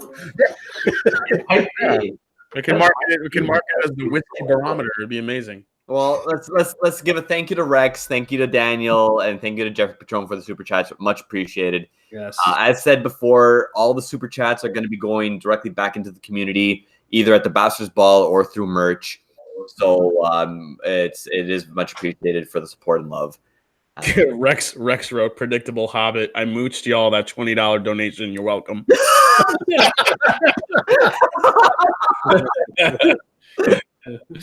I would love to have both of them on. Sarah, why do you hate me for? Sarah, I love you. You hate me, apparently. It's fine, Vito. She'll be on later. You can get your revenge at some point. Oh my god! But I don't want to get my revenge on Sarah. She's so sweet. Rex enough. Compton has also put in some Easy, Rex. Rex. Okay, Rex. Oh. Okay, before I open it, let me drink a little bit more. I'm going to keep track of Sarah's and Jermaine Compton. Thank you very much for the super chat. I will add a half ounce of White Walker in your honor in just a minute. Honor. It's slowing down. That's 2 half ounces. That's an ounce. Honor. Yeah. Josh, you had sent me the Andalusia Striker rum cask finished. Oh, nice. Cool. I did send you some. That's an absolute sugar bomb. Really good stuff. Mm-hmm. Yeah, of course, with being rum finished. Yeah. Yep. Just candy in a glass. Oh, what a shame! It's not opening. Oh no. It's oh fuck! Oh, you have to break the seal. I almost got away with it. Child-proof locks are on the White Walker. That's how bad it is. All right, I'm putting in a full ounce, the half ounce for Sarah, and the half ounce for Jermaine. Oh, and I'm back up to pretty much where I started. There's a lot of pouring going on, not a lot of sipping. There's enough sipping going on. Oh God, it's so terrible. It's so bad. White Walker is actually really good for trouble. I'm gonna pour it into my windshield washer area, like tank, and just use that. You know, there is a downside to that. Every time you use your windshield washer tank, your car's going to ingest White Walker, and it will break down just out of just sheer spite. Yeah, it'll be 48 hours later, and Vito sends us a message like, "Guys, my car's broke down." I'm really upset about this. Yeah, it's like, what happened? Vito, transmission? No. Flat tire? No. What happened? White Walker in my wiper fluid. White Walker.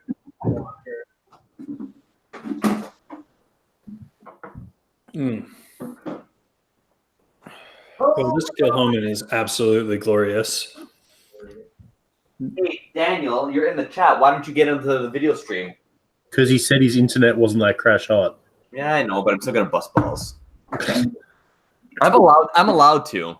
You look up to Daniel, and it's not just because you're shorter than him, but you look up to Daniel.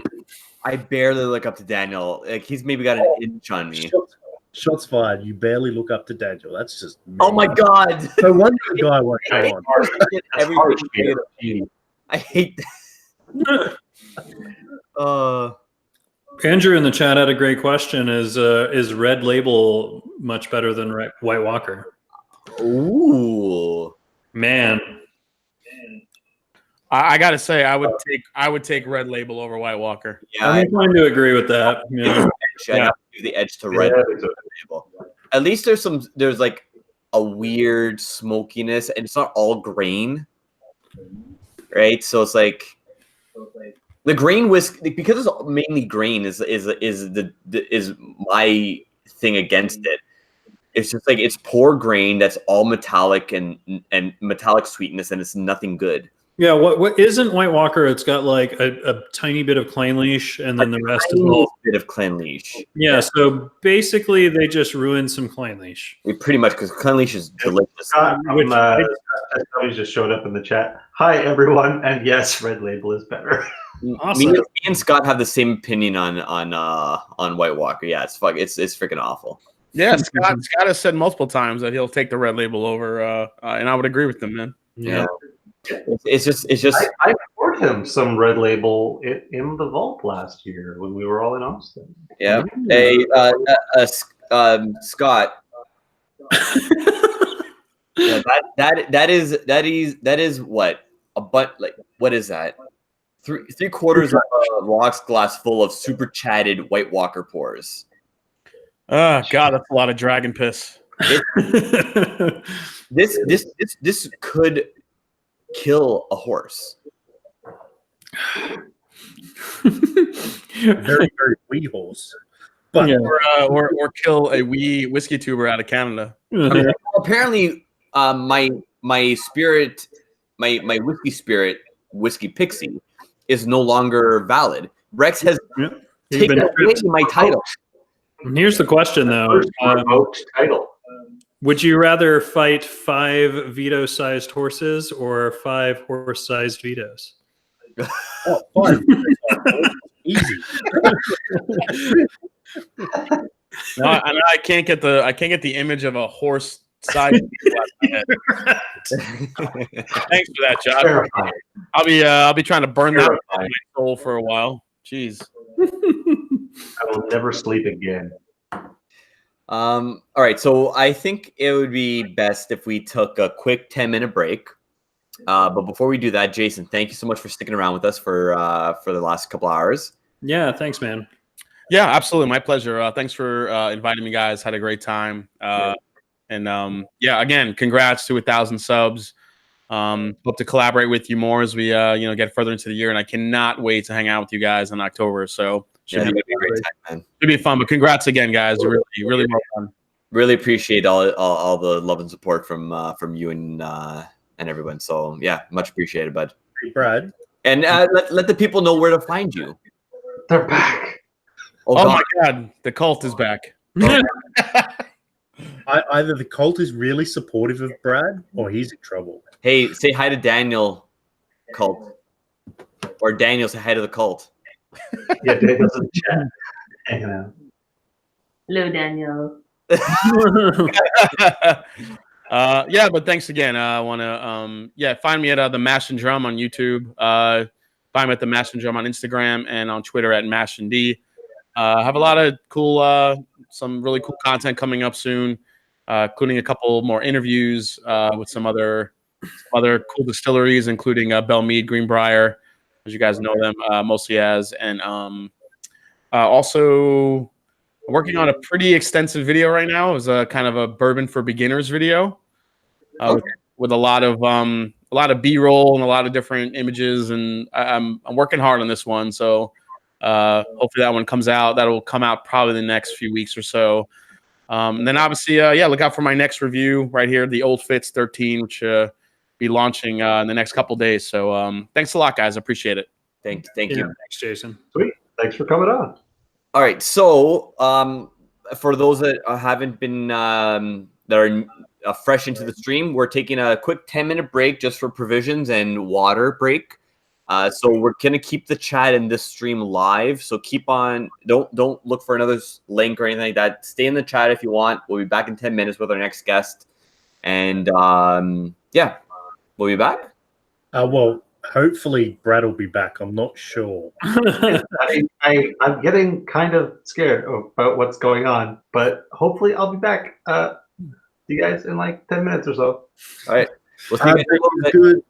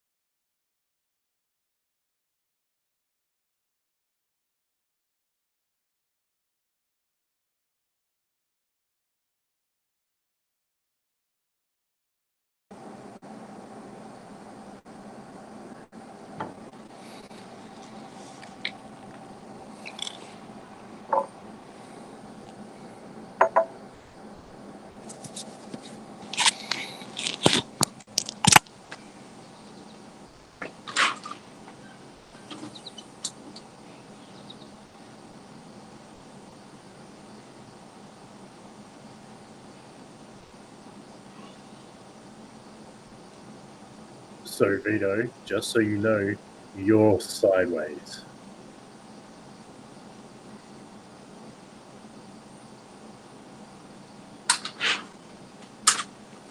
Yeah, he's working it out.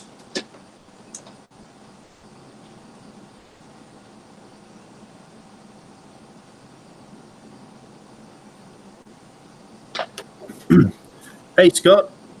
Hello.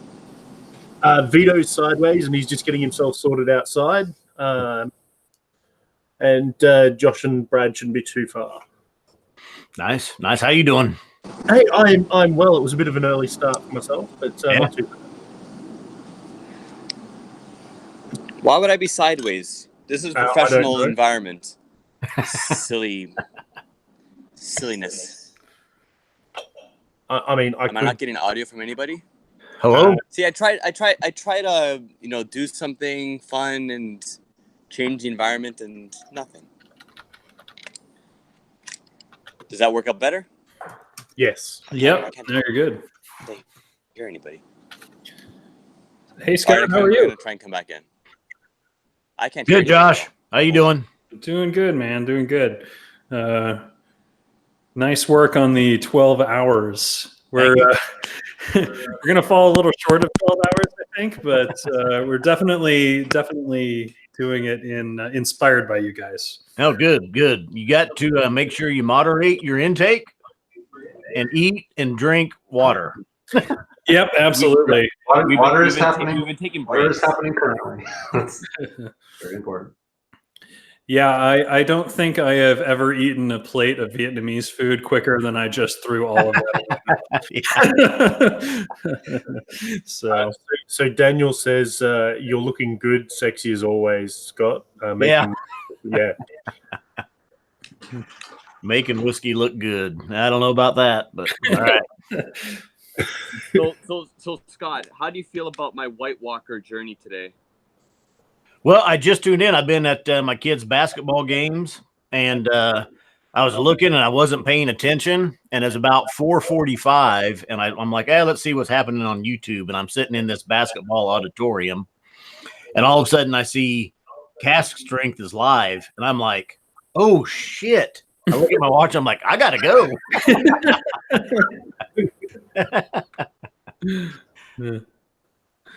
Yeah. We've been going since what are we at? Hour 6 now. Yeah. So is that? I saw that whole the glass there. That's full of White Walker. That is all White Walker. So essentially, at the beginning of the stream, I said if we were to get any super chats, that I was going to pour a half of an ounce of White Walker into a rocks glass, and when it gets to a certain point, I will start drinking it, and then if you add more, I will top off with a half ounce. And it got to the point where it was about this high at the top of my fingernail right there of the rock glass. And it got to the point where it's like, okay, well, now it's time to start drinking this so that I don't end my night off yakking. Yeah. Did you think ahead and pour the White Walker out of the bottle and pour something else into the White Walker bottle? No, I didn't because I'm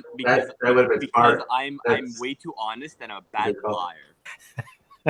So people would know right away if I was drinking White Walker or not. It is awful. You know what I'm hoping for? I'm hoping the cigar kind of balances it out and I just mask the terribleness. Yeah, it might actually balance. If I ever decide to punish myself with a ridiculous whiskey, that I have to replace it first, just in case. So what do you have in your glass there, Scott? So I was debating what to pour and what to start with. And I thought, well, the name of the channel is Cask Strength. It should be Cask Strength. So I was going to pour Elijah Craig Barrel Proof, but then I thought, well, that's not named Cask Strength. So I had to find something named Cask Strength and Redbreast 12 Cask Strength to start it off with. There you go. Very nice. So funny you should be drinking that.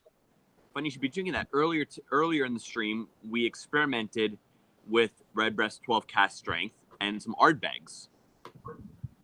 So it was about a half ounce, like a half to one pour of Redbreast 12 Cask Strength to an Ardbeg.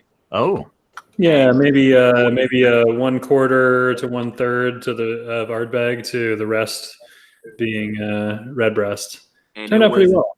And it was a lovely, lovely buttery, peaty combination. Yeah.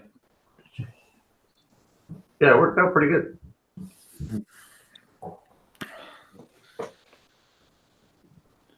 Right now, I'm focusing on the water so I can stay conscious. That is a good call. Look, is this the real Brad, or is this a Brad doppelganger? It could be Lance in disguise. This is real Brad that has responsibilities tomorrow. Yep, that's real Brad. So, what have you guys been doing on the channel since the 12 hours, Scott? You know, it's been quiet. That takes a lot of work building up to that, and then after that, you're ready to just kind of kick back for a little bit. Right. So actually, and I was thinking that ought to be like the July main headliner, and then we take the rest of the month off. But we don't. But we don't. Yeah, you could easily take a month off after that. No, I mean not just from the drinking, but just you kind of do that. I think like a season ender and take a little bit of time off afterwards, and then come back refreshed. But right, that's one thing that I gained. So I already had so much respect for you and Bart, but organizing this day was so stressful and so much more work than I thought it would be, that I was like, God damn, these guys do it once a year, and even if it's once a year, it is so much effort to plan things because everyone's on different time zones and figuring out availability, and it was incredibly difficult. And it's like, okay, I need to not. I stopped making content for like 3 weeks because I was like, I need to focus on this and try to figure everything out. And if that's what you decide to do, I completely understand. It's like, okay, this is a good spot to end and just kind of take a breather and relax and then start fresh. Yeah, that was our third one, so the planning's gotten a little easier. So I'll try to get the guests lined up first, find out who's available on that day, and then we start doing the time slots basically, because some people will have to be on early, some people can't be on till later, and then you kind of got to plug in, find out, okay, can you do this spot? Can you do this spot? And then once you get that lined up, then you got to arrange what, the drinks that you're going to do or share or talk about. So. Right. And you guys were fresh off the heels of traveling to Scotland and hanging out with Roy too. So, yep. I mean, been incredibly busy couple of months. Mm-hmm. Yep. Yeah, that looked like an amazing experience. I really liked, kind of watching the journey all went on there. Yeah, and that was that's our first trip over. Well, Daniel and Rex went over, did Waterford right after we were there. That's really interesting. They're going to be putting out some good stuff. And I mean, it's amazing what they've already produced and what they've got in storage. Right. Their whole concept, their whole approach to what they're doing seems like simultaneously so amazing and interesting, and also like incredibly impractical, right? Yeah, it doesn't seem like it would work, but it seems to be working. Right. Yeah, to track things like not only by the individual farm but down to even the individual field, and keep all of those grains completely separate in huge warehouses, and distill them separately and keep records of all that stuff. And that's incredibly cool, but God, it must be so resource consuming to do all of that. Yeah, all the planning. Yeah, you think planning 12 hours or 8 hours or 10 hours takes a lot. Try planning, thousands of tons of barley from different farms, and distill it and put it all in the same percentage of different types of barrels in different warehouses, and keep records and samples of each one. Woo. And keep it sterilized as well, so that each one is purely, that is that farm. Whereas obviously the easier way would be just dump it all into a silo and draw it off. That extra man hours and time and effort. Just Yeah, it's pretty incredible. Did you guys go anywhere else in Ireland? I don't recall. No, they flew us over, which was really nice. And we were thinking, we'd go see some other distilleries. and tour around there a little bit. And we kind of thought, well, since they flew us over there, we didn't want to showcase too much of their competition. I'm sure they wouldn't have minded at all. Sure. Yeah. But we pretty much, we flew into Dublin and we're driven straight south to Waterford. We spent 4 or 5 days there in Waterford, and then was taken back to Dublin, when we flew out. So we didn't get to see that much of Ireland. Scotland, though, we spent, I think, 7 days in Scotland touring around and got to see most of the western half of Scotland up into the Highlands. And I mean, it's beautiful. It's unbelievable, the Highlands of Scotland. Oh, going up towards Skye, which I'm pretty sure you guys, that's the area that you guys were like kind of. Inverness was as far north. Yeah, no, it's a gorgeous gorgeous country. Yeah, all it was, all the waterways, all the rivers, the lokes, the what I call semi-mountainous. It's not rocky mountain terrain or anything like that, but it's isolated mountain areas. Yeah, just beautiful. And just everywhere you look, it's like a movie set. Yeah. Yeah. Definitely. Yeah. Yeah, that's beautiful. We can't wait to go. We're hoping to make the journey over there to Ireland and Scotland next year if we can. We talked about it this year. We couldn't quite make it happen, but yeah. The wife and I both. Yeah, I've got to go too, probably next year, but who knows? Mm-hmm. Now, who else is everybody going to be back down in October in Austin again?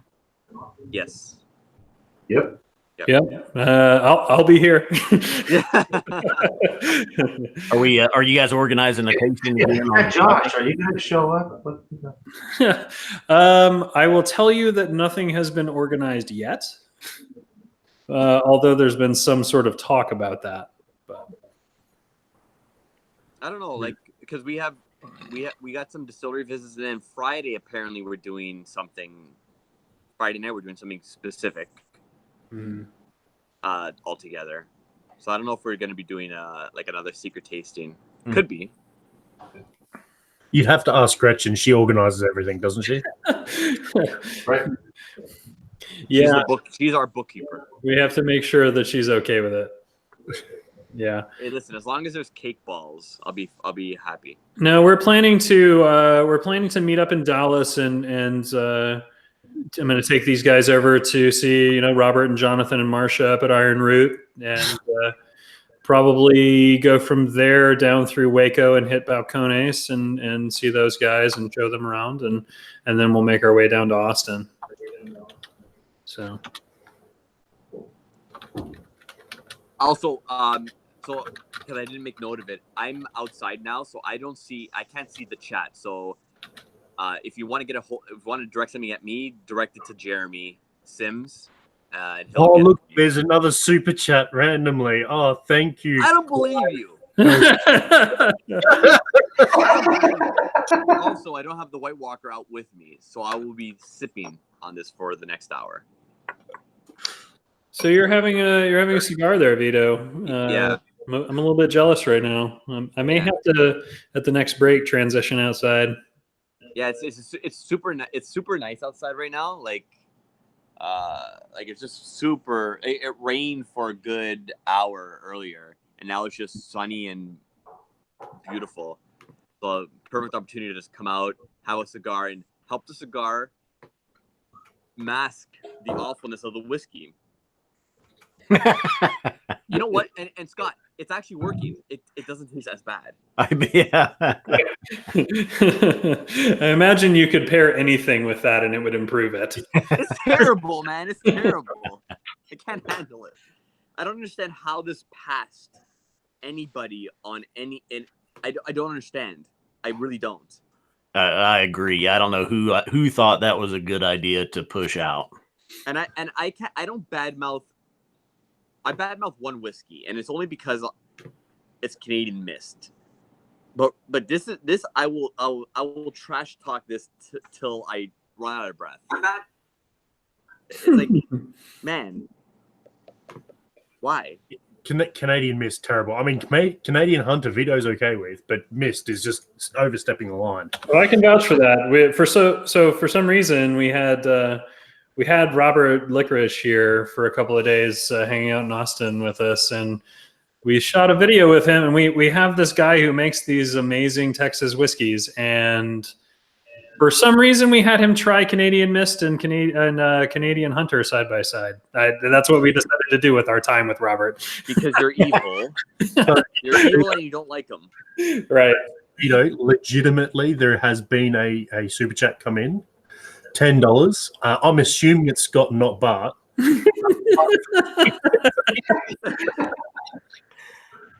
Also, apparently Daniel's doing something in October with the invited YouTubers. Cool. Everyone's invited except Vito. That makes perfect sense. That does make perfect sense. I understand why you wouldn't want to invite me. Yeah. Because I mean, maybe they already have body luges sorted out. Like, there's no need for you. The body luge.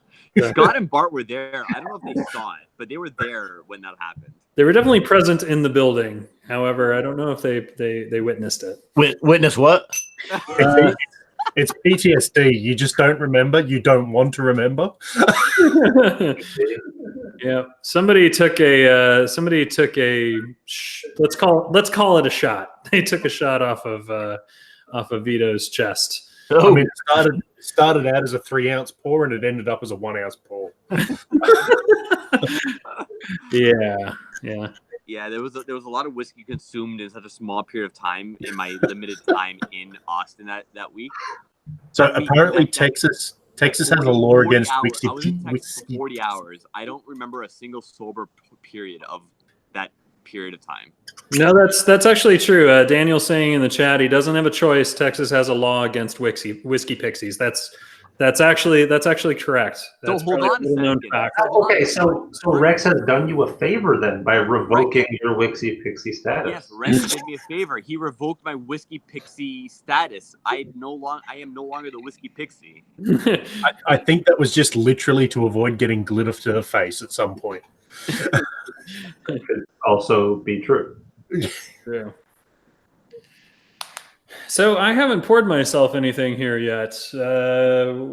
Since Scott's doing cast strength, I guess I go for cast strength. Well, you haven't drank any Iron Root yet, so I think you should drink some Iron Root. That's true, because Robert was just up with you guys. Yeah. And that one crossed my mind as far as pulling off of the shelf for this as well. So yeah, I have just a tiny bit left of the Icarus single cask. We absolutely, I mean, we love what they're doing. Without cult members currently, so I'm going to take this moment to do something risky and have a little bit of a throat. I was saying we absolutely love what Iron Root is doing. It shows what corn whiskey can do. Yep. And it shows what Texas can do, and it shows what can happen to whiskey in a short period of time if done right. Exactly. I think the thing to me that stands out almost the most about Iron Root is they have invested a lot of sort of effort and sort of mental energy into almost like cracking the code of how you need to mature whiskey in Texas in order to not really fight the environment, but to leverage its strengths into the best possible product you can get out of maturing whiskey here. Uh-huh. So all the techniques they use, always going with the larger barrels, proofing down in the barrel gradually over time, all of those kinds of things that they do are always with the intention of trying to make the best possible whiskey that this place can produce. And I think they're really doing that. That and the interactions I've had with any of the licorices, they are fantastic people. Yes. That as well. Daniel was asking, how often do you and Bart get to hang out in a way that has nothing to do with whiskey? Yeah, that's majority of the time it is whiskey related. Just with our families, He's got his kids are younger. Mhm. Still, my kids are teenagers. Well, one's 19 and one's 16. They're more independent and self-sustainable. I come in the house to the basement and I'm like, I'm surprised they're still here. There's pizza boxes around and it looks like a college dorm room. Uh-huh. So, I could leave for 5 days and, it's like a cat in a litter box, come back and they'll be fine. But, but we get together, we work together. So we see each other at work occasionally. We'll grab coffee, lunch, stuff like that. So. Oh, so you guys actually work together, not just in whiskey, just like you actually work in the same industry? Yes. Oh, sick. That's awesome. Yeah. Mm-hmm. Same station without going further than that, or? No, different stations, but with the ability to meet up. Yep. Oh, that's cool. For lunch and breaks and stuff like that. That's cool. I didn't know that about you guys. That's awesome. Thanks. All right, so I didn't catch earlier. Did you end up mixing some Ardbeg into that red breast? I did not. I was thinking it, and I'm almost done with this pour, and I'll do that. Oh, okay. About what ratio should I go for? I think like at least like a 1/2 to 1. 1/2 Ardbeg. So 1/2, like half an ounce. Like if you want to do like 1/2 ounce and an ounce, 1/2 ounce Ardbeg, 1 ounce red breast cast strength. Okay. Yeah. I think mine was pretty close to that when I did it. It was maybe a 1/4 ounce Ardbeg and then 3/4 ounce red breast, and then I added a little bit more Ardbeg just to get a bit more peat in there. Yeah, I didn't feel it was necessary, but again, it's subjective. So it was and I did Ugadal. What did you do, Josh? I did Ardbeg 10. The 10, right? So it does depend on the expression that you get. Sure. Yeah. Ugadal will bring a bigger punch, right? Yeah. Like mine was very much Ugadal, but it just had a bit. You wouldn't be able to tell that there was red breast in there, but there was like, oh shit, there's some extra butteriness in here. That's just adding to everything.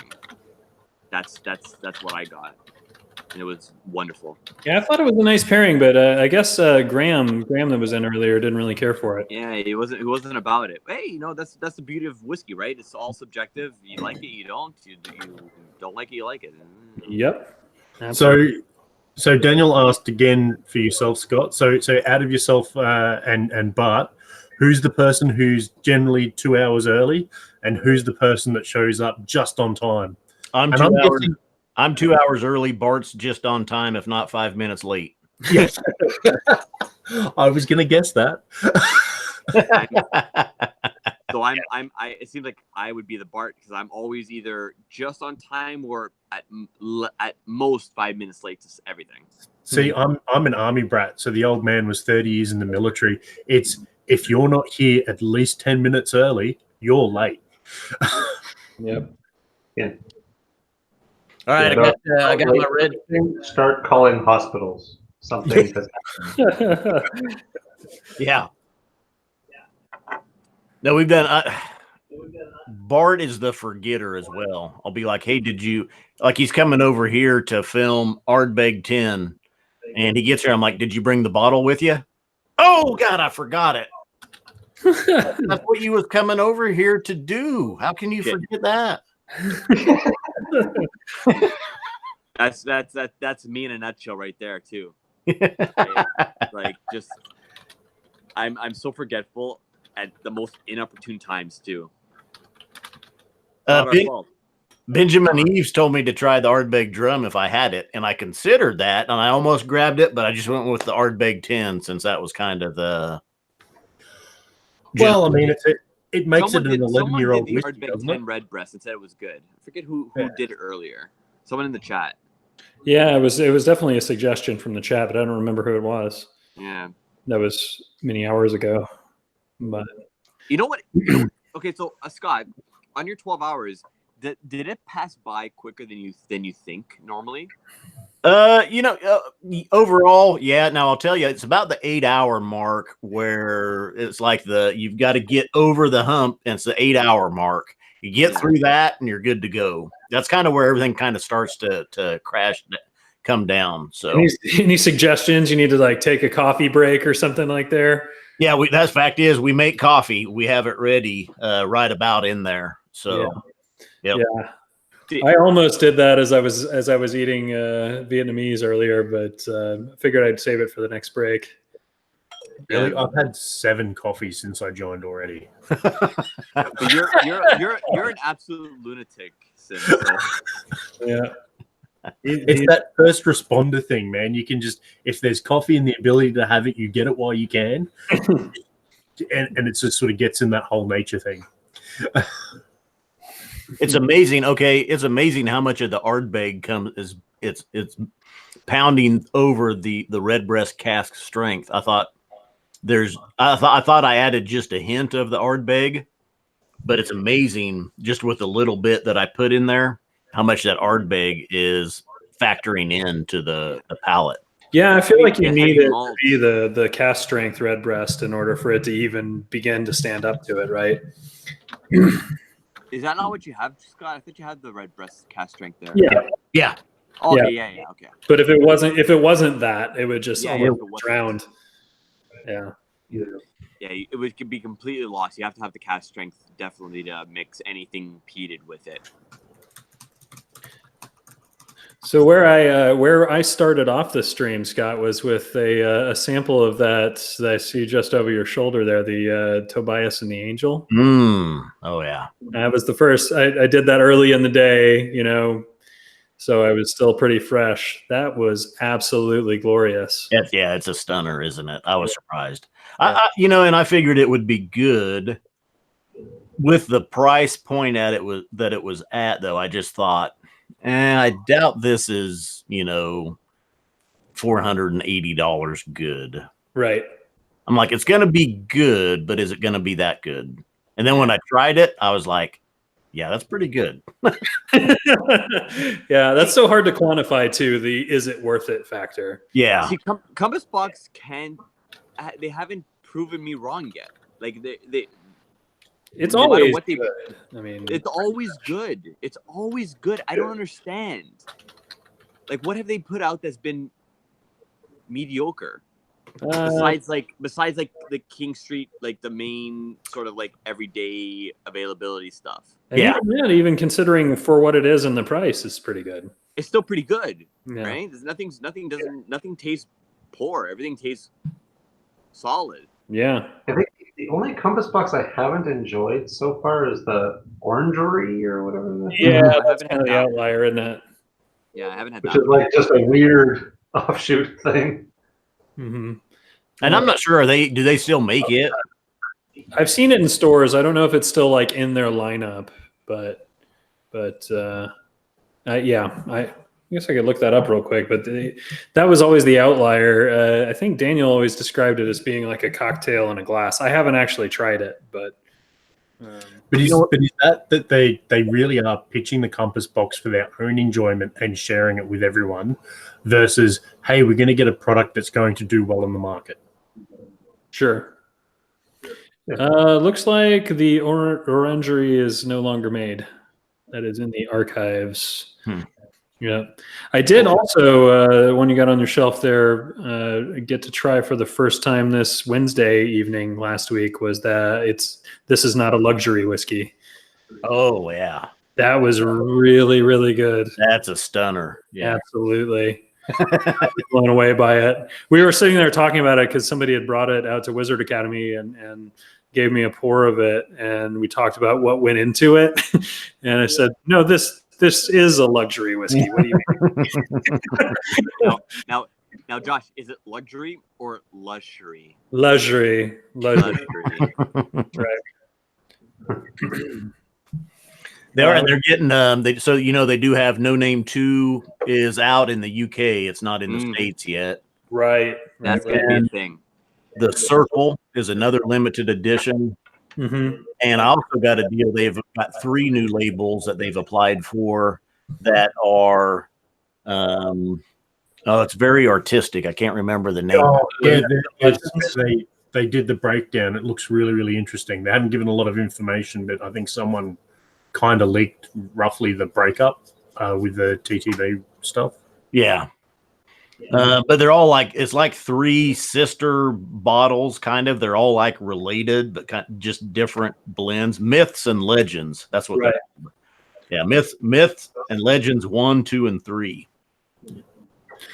Now, Vito, Donald Rance asks, have you poured some of the JP Wise's dissertation yet? Donald Rance, I'm outside. I will be honest with you. I'm going to be very straightforward. I don't think I'll be able to get up from this chair again. Uh-oh. So go ahead and pour yourself that JP Wise's dissertation and enjoy it because it is delicious. If I make my way back inside, which I may do at near the end of the night, I will pour myself some in your name. But as of right now, I haven't poured anything. I'm going to try and get through the majority of this. I've put a dent in this as well. The White Walker. Oh, you're not walking anywhere. Yes, 100%. That is exactly why I can't walk anywhere. Vito's gone from White Walker to being the White Sitter. I'm guys. Scott, I don't know. I did not plan today properly. I planned today right. I didn't plan the bookends of today properly. Why? So I drank myself silly downtown Toronto last night. Yeah. That was a good plan. I got maybe 2-3 hours of solid sleep this morning. Oh no. And then I drove back home, immediately got inside my house and started streaming. And So now we didn't hear from Vito until about 2 hours before the stream was supposed to start. Yeah. I was like, oh my god, guys, I'm alive. I gotta get home right now. Yeah. So I woke up. I drove back up to my place, which is like 50 minutes from downtown Toronto, and started streaming. And then tomorrow I have to do a 14-hour shift of inventory. See, I spent all morning trimming an oak tree in the front yard. And then I look at my phone like, hey, it's probably about time to get started. And there's Vito. I'm alive. Yeah, it woke me up. That was the small window of sleep I was trying to get. Okay, so Daniel gave me the blend that you guys, I think you guys were talking about, an ounce of Maker's Mark, an ounce of Brooklady 10-year, and 3/4 of an ounce of Dalmore 12. I saw him talking about. So that's his personal blend recommendation.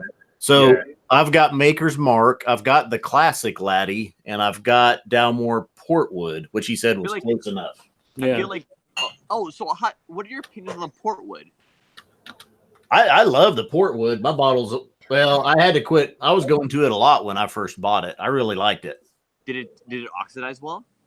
I haven't tried it for a while. Okay. I'm curious because, the reason I ask is because I purchased a Dalmore Valor last year, which is now discontinued.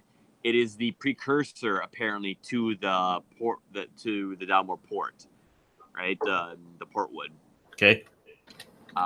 And it was wonderfully chocolatey and malty to begin with. It was great, but then it oxidized incredibly terribly. Really?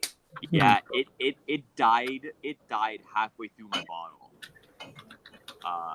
So I'm curious, like, how it oxidized, because if it oxidized better, it might be more worth it. Hold on, I'll tell you. Because it's a little bit higher though too, because it's 46.5%. Yeah, I think the Valor was at 43%, if I'm not mistaken. The extra ABV might work in its favor, but I don't know. It did not oxidize well at all for me. Oh, it's still good. Oh yeah. Yeah. I can see why I was drinking it so much. See, if it tastes anything like the Valor, even 50% of the Valor, like, I'd be totally down to try it. But my whole thing with not buying a bottle was the oxidization factor, because I want my bottles to last a while. Yeah. Right. This was a Old Dusty I found. I got the box. This is the Grand Reserva. This predates the cigar malt replaced this. Wow, it's like the copper emblem on the front. So that's, Yep. yeah. Yep. 40. It's just 40% ABV, which is too bad. It's still sealed. I found this a couple of years ago, matter of fact, and this is probably from the late 2000s, maybe 07, 08, somewhere in there. Oh, snap. Cool. Well, I've about finished this little pour of the Iron Root Icarus here. Thought I might move on to something a little more fancy since seeing what Scott's pouring over there. I've got this Signet. Oh, do it. That might be a good one. Yeah. That is such a lovely, lovely whiskey. Really, I'm so impressed with it. Speaking of Glenmorangie, is it Glenmorangie? Morangi. Glenmorangie. My apologies. What was the code? Glenlivet was the Glenlivet. code. We still need to, because I'm remembering now, and I need to remind you. We need to do the code review soon. That's true. We never did do that. The thing where you go on the website and it asks you questions about the nose and the palate and everything. Yeah. Although Gretchen's suggesting I go drink some Garrison Brothers because we have to be, I think, at Garrison Brothers at 8 a.m., 9 a.m., something like that tomorrow to go and bottle the Texas Whiskey Trail barrel selection out there. We're helping to bottle that. So I have a quick question for Brad. Do you have Maker's Mark, Bruichladdich, and Dalmore at all? I don't. Okay, sorry, Chris Mooney. I'm not going to be able to use his stuff either. I'm useless. Oh, Christina's trying to recreate the same. No, she was saying it was tasty and she hasn't done it on her own collection. I thought, well, she's there. It is. Have any Dalmore? I've only got one of the three. It's a very nice blend, Daniel. I will have to give that a go sometime. I don't have any unpeated. Well, no, I do have an unpeated Bruichladdich. I have the beer barley. Oh, apparently that's really good. Yeah, it's not opened yet, but We picked that one up and the organic at the same time. Both good. I thought the organic was better. okay. Yeah. I have had the organic actually, so not in a little while though, so I don't remember it that well. Yeah, Daniel, I agree. Nice start, slightly thin and briny. You get the Bruichladdich in the middle, and then the end that Portwood, the Dalmore, is kicking in, and you get all those that dark fruit. Jake Clements asking if I have, in the spirit of blends, do I have ours? I assume he means the Texas Whiskey Festival blend. Yeah, I do have some of that. Actually, I poured some of that earlier though. I have a very, very little bit left. Did you ever get to try that, Scott? I don't believe so. No. Okay. We'll have to get you some of that when you're in Austin. Yeah. Nice. So I have a question for Scott. Uh-huh. Because I'm sure there's going to be one or two people viewing right now and a couple of people on the replay that have just recently started up YouTube channels, and you being part of one of the longer tenured channels on YouTube. Are you calling him old? No, longer tenured senior. That's a compliment. Jeremy. I'm safe. Distance protects me from everything. What would be one piece of advice that you would tell yourself to focus on when starting a new channel or starting your whiskey journey? Wow, that's a tough one. You've got to, when we started, we didn't have lights. We didn't have a good mic. We were using an old camcorder in Bart's kitchen. Actually, the first one was in my kitchen. And slowly, you know, we started, and that's been almost 6 years ago now. October will be 6 years ago we started the channel. So, you know, we slowly made, started adding stuff, you know, good mics, better lighting.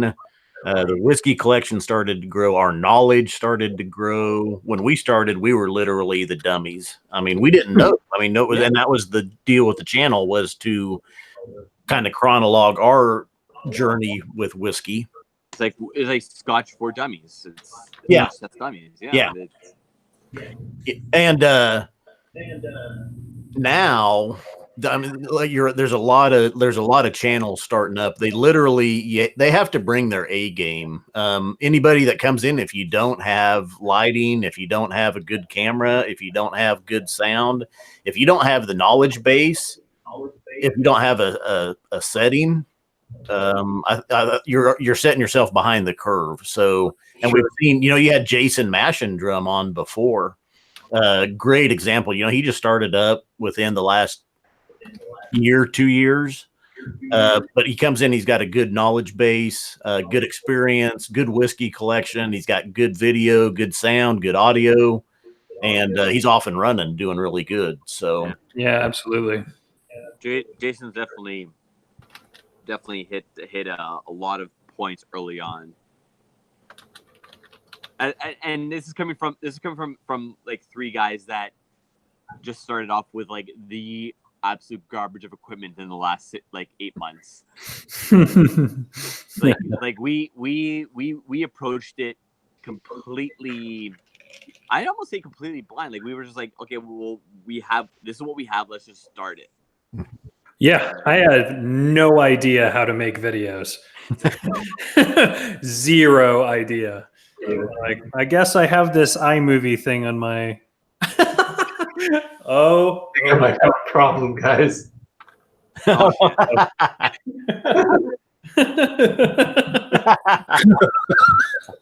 And that's what happens when you invite the cult of Ardbeg into your household. He's been found out. They were invited. I do believe that they appeared. Is it like vampire rules? Like they can't come in unless you invite them? Is that No, they can't leave unless they're specifically, needed elsewhere. How knowledgeable is Scott on the cult of Ardbeg? Bart is a Lefroy man, so he would need to sort of to be the counter, I guess. Well, until the last year when we did some blind peated shootouts and Ardbeg was winning left and right. Bart thought he was Lefroy before that, but even now I think he'd tell you he's Ardbeg man. Yeah, you know what? When I started getting into shit. Hello, High Priest Lance. Uh-oh. Lance isn't going to talk to you, Vito. He won't talk to anybody. He's just going to sit there ominously. You got to make some noise so that the video stays. You just go, Lance, is this appropriate? Yeah. I'm so upset that you're 4 hours away from me, and I can't go over there right now. Well, maybe if you drink enough Ardbeg, then you will be. If I drink enough Ardbeg, I will not be able to get over there. Maybe if you drank more Ardbeg mixed with various other abominations pissed, you would have to, invite them. You said they get summoned where they are needed. I think that's where you would be coming to right the wrongs. Yeah, the injustice being done there. Now I've got a few Ardbegs. Pete is still. I like Pete. I've grown to like it. Yeah, because you were a sherry guy for a long time. Yeah, and I still am. I mean, that's still are. Yeah. My favorite. What I call genre of whiskey is sherried scotches. Mm-hmm. And maybe 1 in 10 nights do I go to something peated, if that much. So I mean, generally it's a sherried scotch or a bourbon that I find myself drinking, or Irish whiskey, even more and more now. Yeah, Irish is good. So Scott, all you need to do is it's 1 in 10 nights you drink something that isn't Ugadal. Keep the cult happy. I will tell you one of my favorite scotches of all time.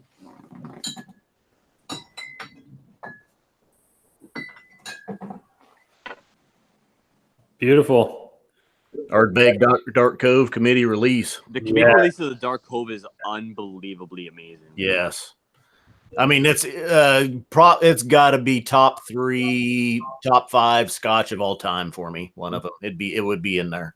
See, I was able to smell it, and I would agree with you without even second guessing myself. Top 3, just from smell alone. Yeah. Just from smell alone, like it's like, wow. So there was an interesting question in the chat. What do you think of Connemara? I haven't had Connemara for a long time. When I did you not have the 21-year-old at the secret tasting last year? No, probably because of my experience with the peated Connemara I tried a few years ago. Oh, the Connemara 21 was unbelievable last year. Yeah. Peated? Yeah, I think it's a peated. Yeah. Yeah. Oh, so Vito, Adam, the guy that rocks. Are you going to be alive for him to come over next week and try that Patron special with you? The Patron special? Yeah. React, I think. Yeah. Tell him. I don't need to tell him, because if you say it and he's watching the video, like, it works like that. Jeremy, please don't be smart ass with me right now. You know that I am knee deep in White Walker right now, and I'm Adam. The following Monday, if my schedule allows, come over and we will do a live stream of that. Hang on a second. Well, it's not law, so the cult is part of the Church of Smoke. Well, here's the thing: is like Lance. That's great.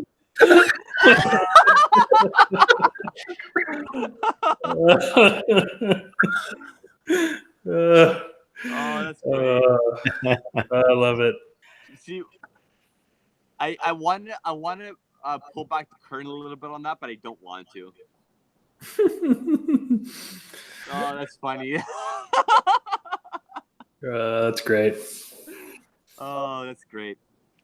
Yeah. So, Adam, if my schedule allows, not Monday coming, the following Monday, if my schedule allows, I want to do a live stream, and if you are available to come over, we will open up the Patron special, and we will do some sort of theme night of tasting if you are available. So Adam, yes, he's going to be alive apparently, and Monday if he's allowed. There you go. So, being a super sherry Scotch fan, what's your go-to? I mean, I know you love the Glengoyne. Glengoyne is good. Glendronach is good. If I had to pick one though, and it's still my favorite, and I've always got a bottle, it's Macallan 12. Really? You're about that, eh? Yeah. See, what's the bottle of Macallan 12 run you where you are? On sale now, $59. I can remember it wasn't that long ago, up to even like last year, you could find it for $49 on sale. Mm-hmm. And $59 now, though, is the cheapest I've seen it for a while. Yeah, I need to dive back into and try some different Macallans. That was one of the, of course, tons of people try that when they first start diving into Scotch, right? But it's been a while since I've actually purchased a bottle of Macallan and spent any time with it. I'll randomly buy at a bar or something like that, right? I mean, I've got several Macallans. I've got several of the Glendronachs, several of the Glengoynes, Tamdews. I'll tell you one of the absolute, we talk about it all the time, that Tomatin PX that's only available at the distillery, though, is, I mean, it's going to beat out the Ardbeg Dark Cove for the best whiskey. That Tomatin is definitely top 3, if not top 2 whiskeys I've ever had. Oh, amazing. That sounds great. Yeah.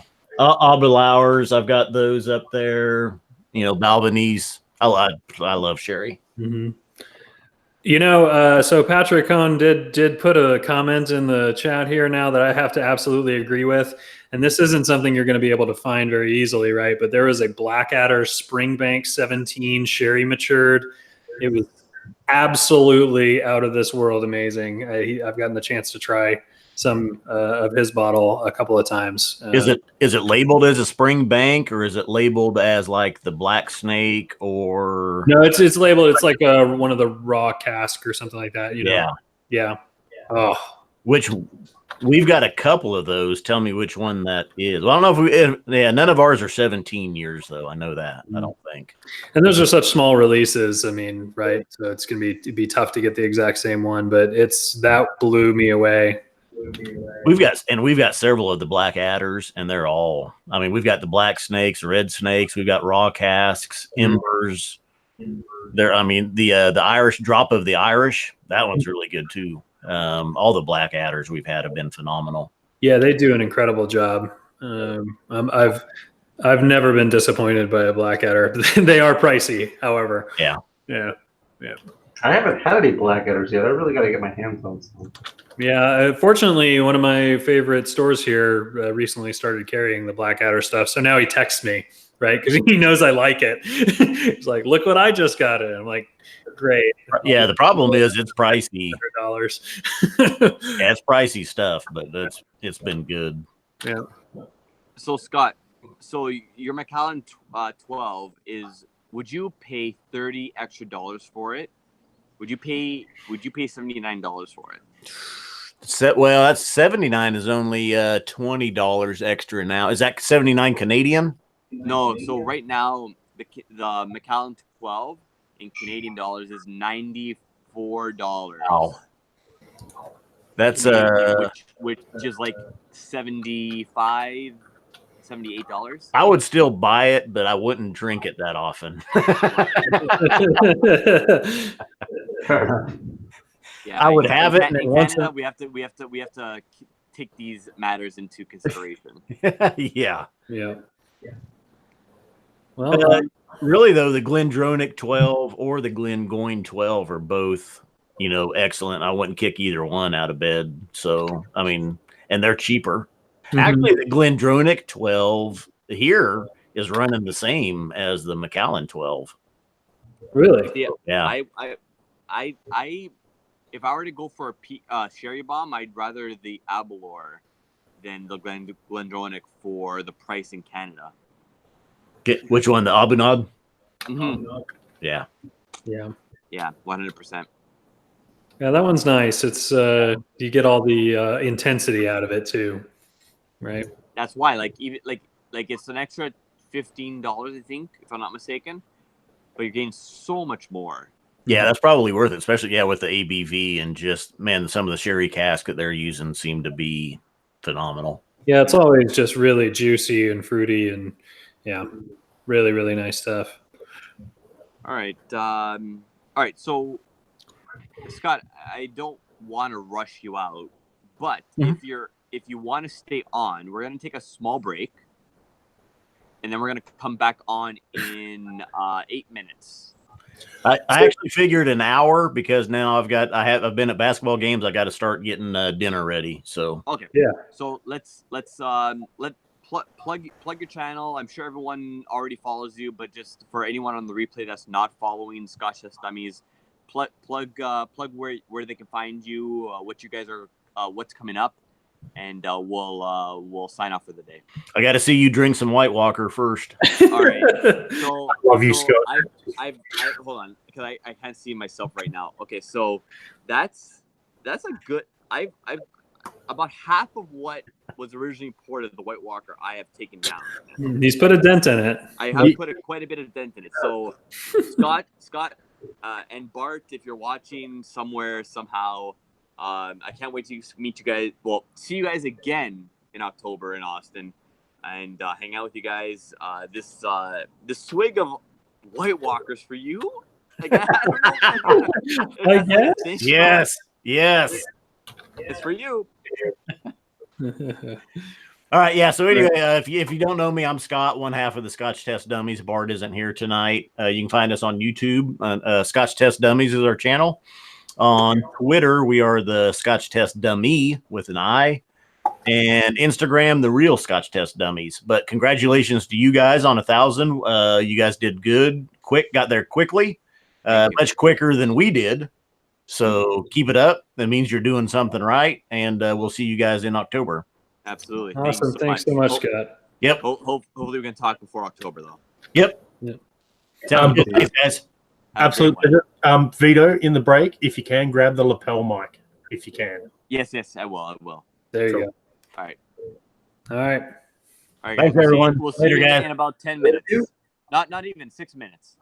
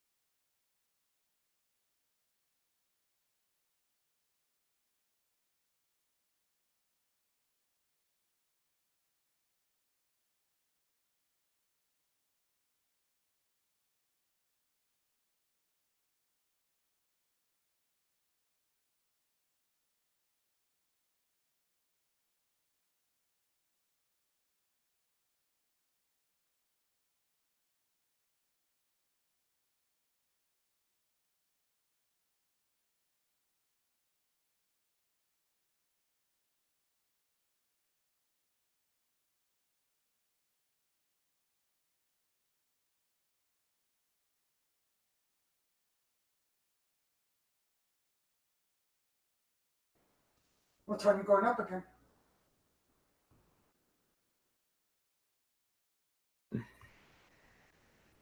Oh, we have a Sarah. Hello. Oh, I want that. What? Hey. Right, that's not for you. There was Matt says he's coming, so a piece of pizza was shown to me, and I really wanted it. So I've got bacon. You stole pizza? Is that what I'm eat me with bacon right now? We always have bacon. So you know what I have right now? I have Hawaiian pizza. That's Nice. an abomination. So it has- Pineapple belongs on pizza. Pineapple belongs on pizza? Yes. Yes, it does. Thank you.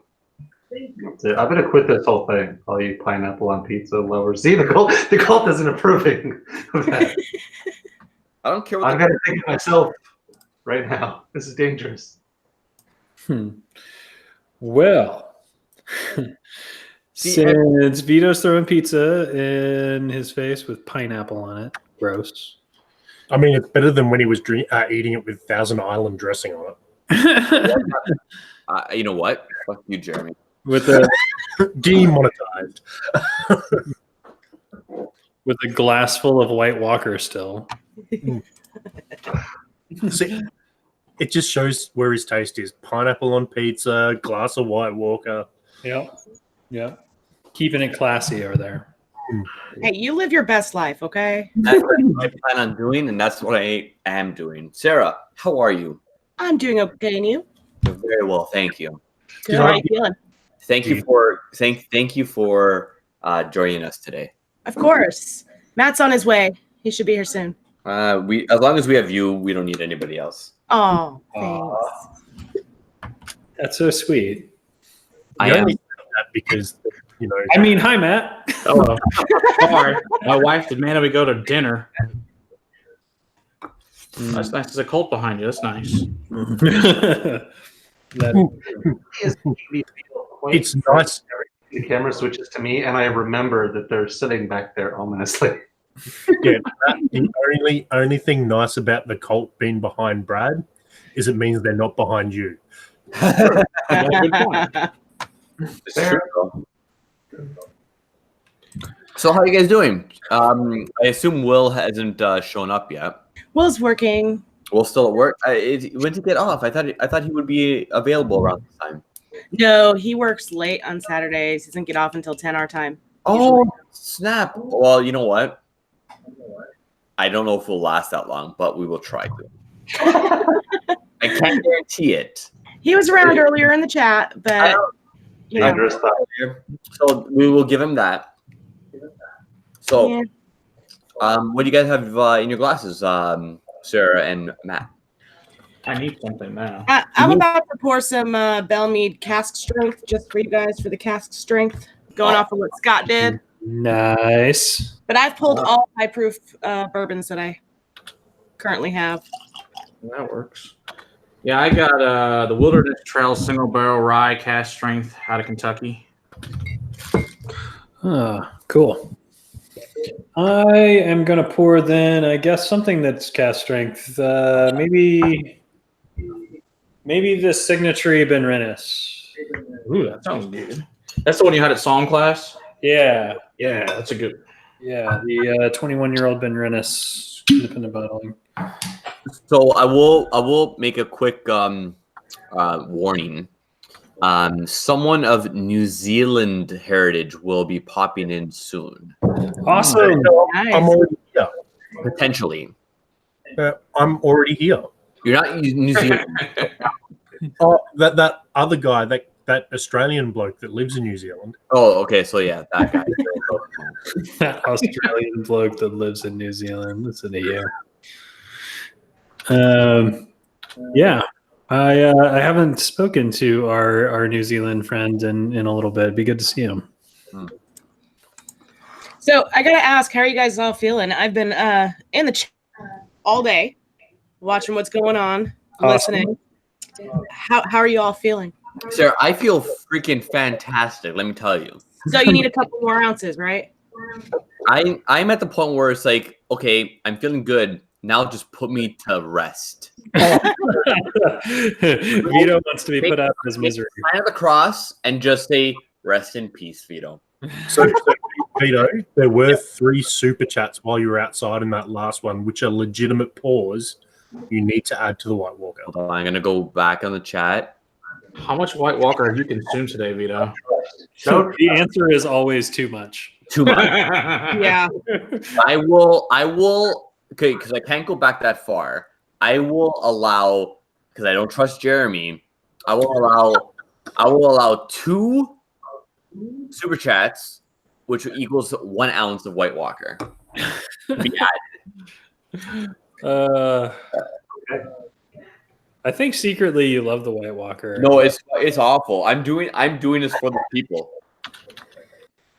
Except, the person whose super chat you're not pouring for. Who? Well, there were 3 super chats. You're only pouring for 2. Who are the 3 people? I've had like 3 hours sleep, dude. Well, you know what? Then sorry, that one person. I don't know who it is, but you can blame it on Jeremy for not being trustworthy. So whoever it is, just remember, I relayed that information and was trustworthy, except I'm not trustworthy. So how was your whiskey and barbecue pairing experience, guys? Oh my god. Best freaking barbecue. So good. That was the best Sunday ever. Except for later that night, I was pretty hammered by that point. So we tried like 35, 40 whiskeys. Yeah, we kept going after the cameras were off. Yeah. It was good. It was so good though. So good. Highly recommend doing a day like that. Yeah, because tomorrow at 1 o'clock it'll Central Time it'll premiere. Nice. So, Part 2. Right. Part 2, yes. It's a 3-part series. I think the second part is the best one though. I agree. The food is, those things are really good. Really happy. Who was the barbecue restaurant? It's called Pit Face Barbecue. My buddy that lives like half a mile from me, he owns it. Mm-hmm. And so it's just, he smokes everything out of his house, and it's so basically like a catering service. And then they go out like on food trucks occasionally and do stuff. So stuff like that, but it's really good. Nice. What was the best pairing actually? Like, what did you find was the best whiskey to go with a certain barbecue dish? Wow.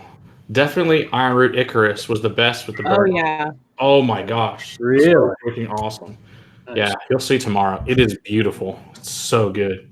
Nice. That was really good. And then the Ardbeg was really good with the Corvecan was really, really good with the armadillo eggs. Okay. The brisket one will be a surprise. I don't freaking remember. You say you don't remember? It's a surprise, and I'm not sure what the surprise is. By the time we hit the brisket, we had already had so much whiskey beforehand. Yeah, I don't know. It was like 16 at least prior. Yeah, so it was a lot. It was really good, but yeah, each of them different things made a big difference. Like the Redbreast 12 cask strength was really good with it. The Sagamore Rye was good. All of them gave really different notes. I just didn't know what to expect, and it all turned out to be pretty good. There was nothing that was bad. It was just not like I thought the Octon would be really good, and it was okay. It wasn't amazing. A little too overpowering or something, maybe. Yeah. I don't even know if it was that. They kind of just both downgraded each other. Neither one really accentuated anything like everything else did. Buckhonas did really well. The bourbon and the True Brew cask strength both did really well. The Westlands was good too. Yeah. The Westland was really good with the armadillo eggs. Yeah. Sure. All right. I can see all of those being almost sort of like a sauce, in there, right? Not so much in like their viscosity or anything, but just sort of in their flavor profile, kind of acting like a barbecue sauce. Exactly. Yeah. So we have a blend of it that we have left of all the whiskeys we tried together. Oh, really? Yeah. It's just sitting in a bottle somewhere waiting. Yeah, exactly. It was the dump glass bottle. Oh, you saved that? Yeah, I saved it. I drank some of that. I know. It was good. But It was a good blend. Yeah, it's in a Nika from the barrel bottle. Nice. So Donald Rance in the chat was asking about his next dram, Redbreast 21 or a Tyrconnell 15 Madeira. I'm always going to vote Madeira because that just does it for me. I think he already went to the 21. Yeah, I always vote Redbreast. So. Oh, I was not scrolled all the way down. I think. There we go. All right, there we go. Should be joining us very shortly. The New Zealand, The Kiwi. the Kiwi, the Kiwi. So, Jeremy, why do they call them Kiwis? Because it's the flightless bird that lives, endemic in New Zealand. Oh, okay. Guess it's a good reason. Not real exciting, but okay, it works. Boring. I was hoping for a better story than that. So you guys did the barbecue thing. Like, what else is coming down the pipe for y'all? We have Old Pulteney. We have the Steph Ridgeway coming in from New York for us. That's the 23rd. And then Matt Frears is coming down from Westland on August 1st for us to do a dinner. Mm-hmm. And then our Sagamore pick supposedly is going to be ready now mid-August. They had to back it up because the liquor store did not do it quickly enough. Apparently the labeling. It's like, damn it. But I'm not in charge of that. That's the liquor store's fault. I'm looking forward to that. That was a good pick. Yeah, so hopefully by then, yeah. So we'll definitely have some for Austin for sure. And then we'll have some sent out to other channels or whatever. But it's really, really good. Cool. And then let's see. I just confirmed another one. Oh, so the one we're supposed to redo with Kregelke, Altmore, and Aberfeldy. Mm-hmm. Well, they also want to add on Royal Brockla and Glendeveron to that one as well. Oh, wow. And do that October 5th. It's a Saturday. So Nice. yeah. So it should be fun. I'm working on September. I don't have anybody for September yet. We're getting there. So those are the things that are coming up that are related. We're gonna do a coffee and whiskey episode. But I gotta get with the coffee guy and get that all figured out. What Sunday we're gonna film that. Make a bunch of Irish coffees, maybe. I don't know. We're gonna see what happens. We're gonna probably just put all sorts of freaking crazy crap in it because it'll just be fun. People like whiskey and barbecue, except for just be coffee and whiskey. So we'll see what happens. Yeah. Sure it'll end the same way, I'm sure. Yeah, they usually do. Things usually end at your house that way. You got to take an Uber home. Yeah. Definitely. Last time I was there, that was necessary. Yes. Yeah, like when our events end, usually there's Ubers just circling my neighborhood, to pick people up. Much. Yeah. It's pretty funny. They're like, yeah, there's like a lot of Ubers out here. I'm like, it's good for Uber, I guess. Yeah. I mean, hey. It's a lot of fun though to get that many whiskey involved people in one place. Oh yeah. And there's no fighting. There's, everybody's cool with each other. It's a lot of fun. Yeah. Always a great time. Plus, they bring lots of cool whiskey with them too. Yeah. Like, we don't have enough. We have to bring more on top of that. Although somebody, when I made it up to one of your events, somebody brought the screwball. So that was the one thing I tried there that kind of stuck with me is not super great. Yeah, I didn't try that. That was probably. I take it that was a good choice. It definitely tastes like peanut butter. I don't know if that's a good thing. But, I didn't get that one. Yeah, that guy, he had to leave early because his girlfriend was sick, so I didn't get to try it. So there's always something going on there, and Malort is always flying around the house. Yeah, our buddy Tuttle, that's what his job is, to see how many new members we can get to drink Malort. That's his entire job every time. He's been pretty damn successful. Hey, he got William twice. That's the best part, is when he gets you more than one. Wait, got him twice? Yes. How though? That's man. It's William. He fell for it twice. Man, what does he do? Just walk up to people and say, "Hey, have you had Malort before?" And they're like, "No." He says, "Try this new whiskey. You'll like it." It's more conniving than all that. I see. Oh yeah, and then especially if everyone else know it's coming, and like sitting at a table, and you just laugh your ass off about the poor bastard just drank it.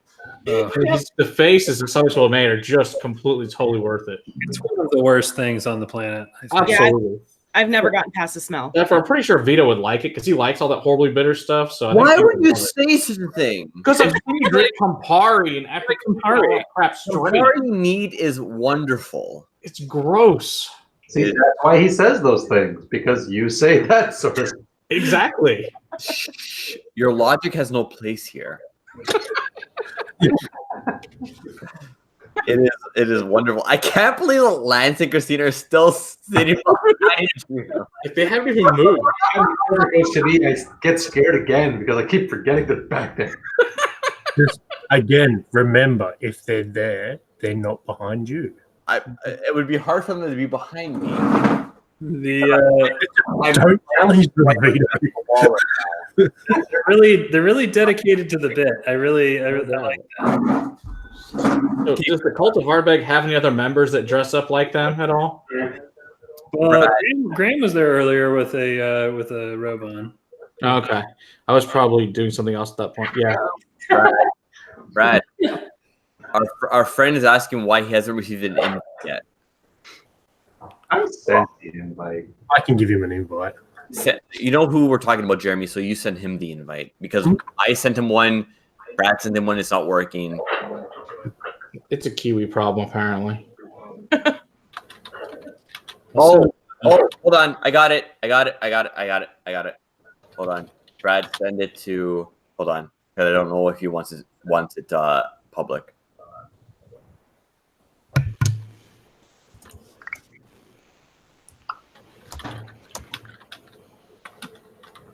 Now I feel legitimately punished because the only whiskey within reach is Canadian Mist.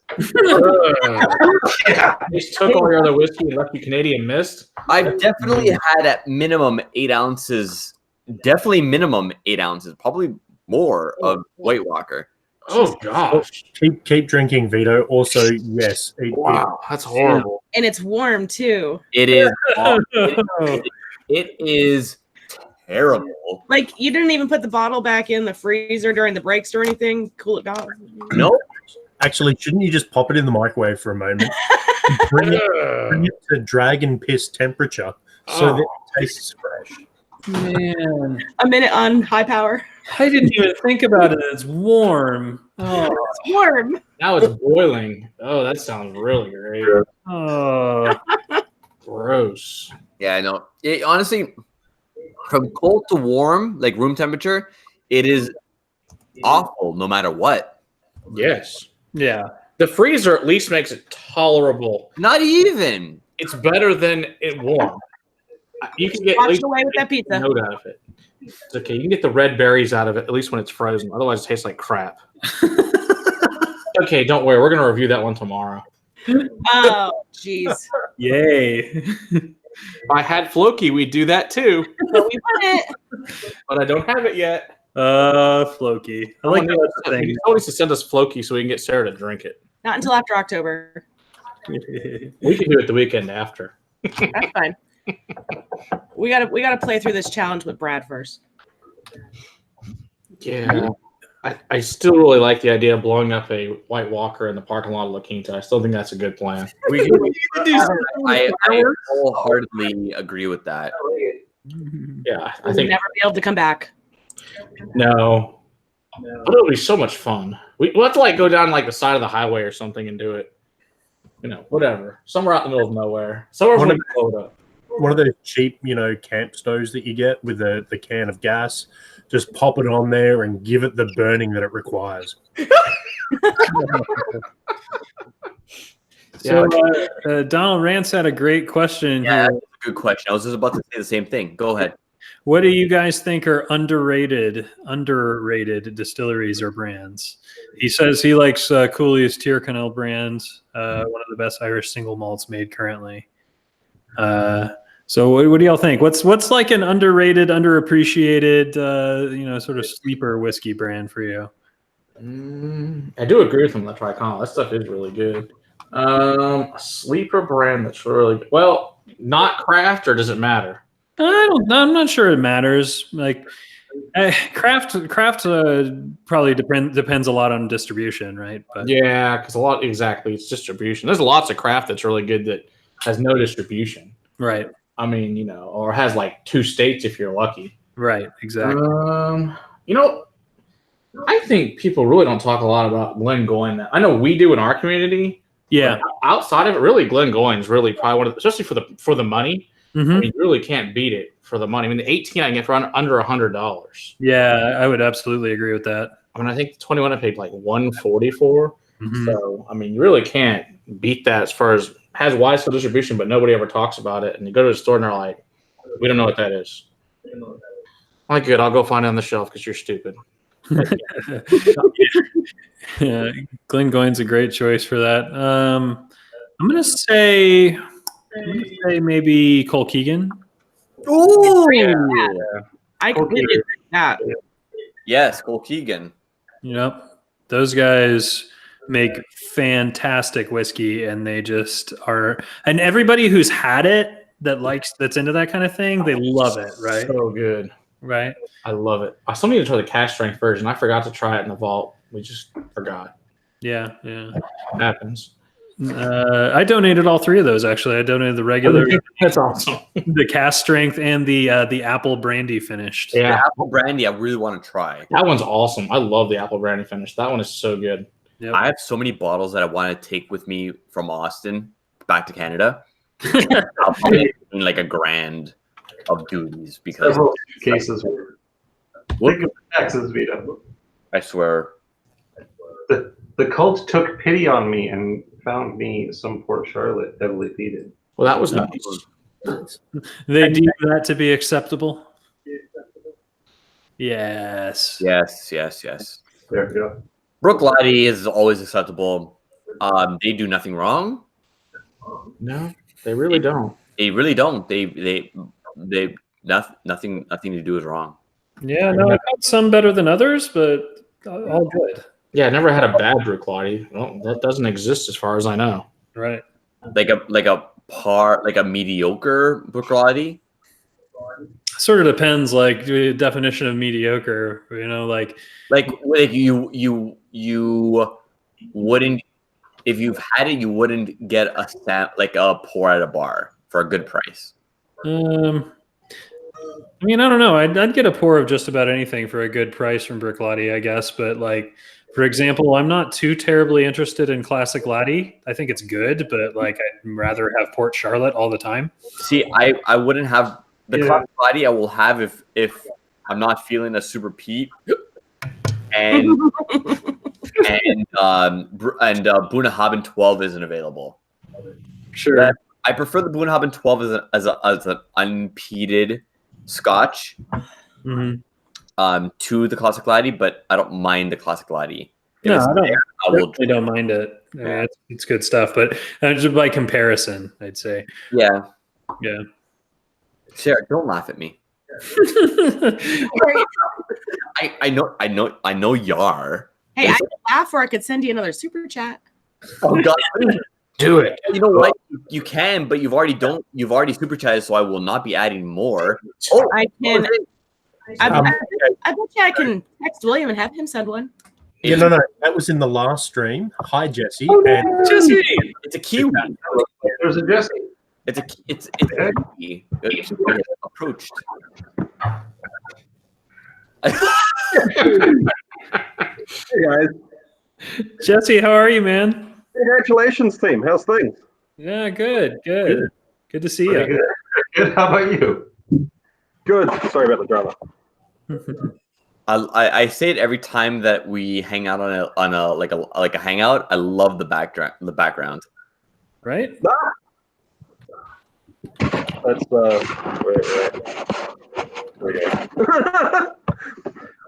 Only because I have to. Apparently, my phone's so horrible that anytime I click those links, it just thinks I want to download Google. Yeah, it's weird. I don't understand the whole thing. But at the end of the day, Google is Google and whatever. Yeah, it's like if you're using the app, it screws it up. But if you're on like a web browser, it's fine. I don't get it. That's weird. Yeah. Yeah. So how you been, man? Good. Real good. How about you guys? Doing pretty good. I think I'm maybe a little better than Vito at the the moment. Listen, I'm doing pretty good. I'm doing so good, in fact, that Jesse, I will say, Mark Townsend says hello. Okay. That will not upset me. That might upset Mark Townsend from Silver Fox Distillery. Oh, yeah, Mark. Right, dude. Me and names are so bad. Like, I know everyone by first name, and that's about it. So I'm like, yeah, I know about 36 Marks. Which one is he talking about?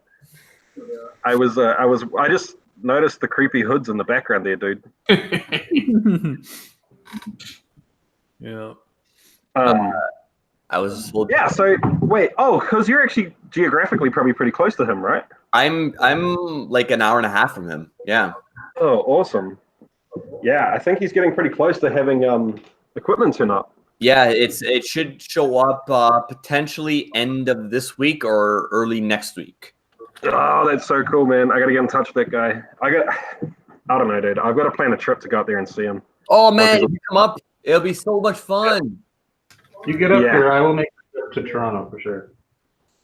Yeah, we can all descend upon his distillery. Oh, it will be madness. Yeah, be good. That tiny town won't know what hit him. What? How big's the town? I don't know a whole lot about it. It is 5 people. Oh, really? Okay, cool. There's 5 people in the town. Mark's one of them. So the spirit / whiskey to resident ratio is about to skyrocket. Mm-hmm. Exactly. That's excellent. So he says that next Monday everything should be shipped, and he says the stills are his fault. Did you recommend him on some stills? Oh, he said he blames it all. I thought you meant he meant his own fault. Oh no, he's just got this like running joke going on that it's my fault, but like the whole distillery is my fault. Which I can neither confirm nor deny. Yeah, he think I blame all of this on Jesse. It's like if your kids are bad, you're like, if it's a success, they're your kids. So if it's a success, it's Jesse still, and if it's a failure, no, it's all on him. I think they might pan out the other way around, dude. If it's a failure, it's all my fault. So how long have you guys been at this for now? Like, you must be pretty cut. This is hour 7.5. 8 hours. Oh, okay. Yeah. Who's the drunkest? Definitely me. Yeah. I'm the weest, so I am 100% the most gone. Weest. He's the weest. I have so much whiskey to drink. I have so much. I have this much White Walker, and no, I will not be topping this off. So any super chats to come in, I will not be topping this off. And then I have these 2 Glencairns. I have the Ardbeg red breast still, and this is the Poonie still. Yeah, I like Richie Z's comment, Vito, that you should drink that out of a dragon glass. I think that's a good idea for the White Walker. Ooh. I have a bone glass. Does that count? That's good enough. You totally get that. Okay. So this is a bone glass from Scotland. Oh, Like a legit, like it's bone. So I wasn't sure what you meant by bone glass, and you literally meant bone glass. Yeah. I thought you meant like glass with bones in it, not like real bones. What is it, a bone of, Vito? Yeah, what kind of bone is that? I don't know. My ex-girlfriend got it for me, and I'm not going to text her right now to ask her for clarification. Does the bone add any flavor notes Probably not. to your palate? Let's find out. I mean, it's White Walker, so it's definitely not adding anything else. I'm just asking. I'm asking how the bone tastes on your palate. I think you just. So, Some 80s out of the. shit. It's leaking. Apparently are porous. All right. Vito has a leaky bone now. Well, you know what? Well, you know what? Y'all can message my ex-girlfriend and be like, "Why did you get your boyfriend a fucking shitty fucking glass?" Oh, wow. Hey, Vito's ex, why is Vito's bone leaky? You son of a bitch. On a live stream, and it's all your fault. Or it might have been that you didn't sing them bones as you were pouring the drink. Oh yeah. So Jesse, recently you had a kind of a cool video on like aging things in glass with wood. Oh yeah. I watched that the other day. That was kind of cool. What the longest one you've had going for what, 2 years or something? Yeah, I mean, literally because that was the second thing I ever made, and it's still going. Right. Yeah, I need to get my hands on some small barrels at some point, though.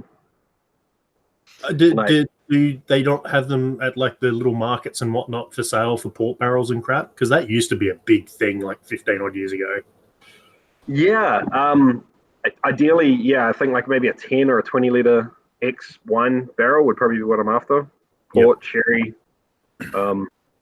even like a a Pinot or Merlot or something might be interesting. Mm-hmm. But yeah, it's just the idea of trying to fill 20 liters is fairly intimidating.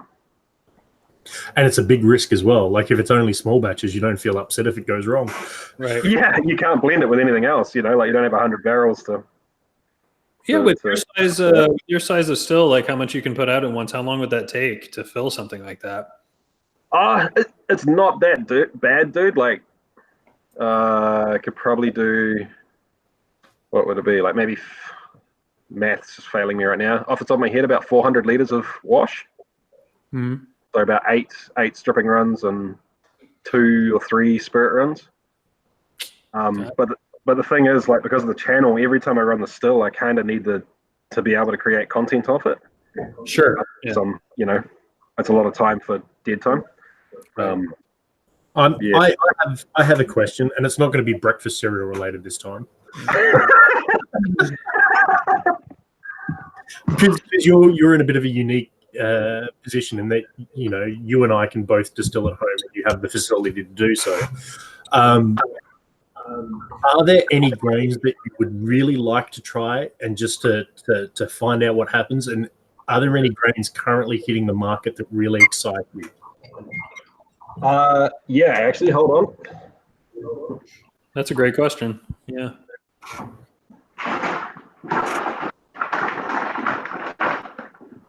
Because if you're getting millet, I'll lose my mind.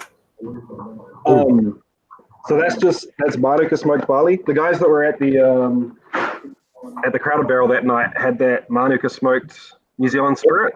Yeah. Yeah, like literally the same stuff. To try that since, and yeah, damn, that's good shit. Yeah. So I want to play with that. The blue corn from like Baby Blue and that sort of stuff. I'd love to be able to play with that. Honestly though, dude, like I just want to go through the whole roster of all the brewing specialty malts and play with all of those because they're really not used that much in the spirits world, and people are starting to. Like I heard it mentioned in the Whiskey Tribes video with Aramath. Yeah, it was in Ireland. Waterford. I can't remember which one it was. Yeah, but they were talking about using specialty malts, and yeah, it's always baffled me they don't do it. Mm-hmm. Yeah, man. So yeah, I think that'll be fun.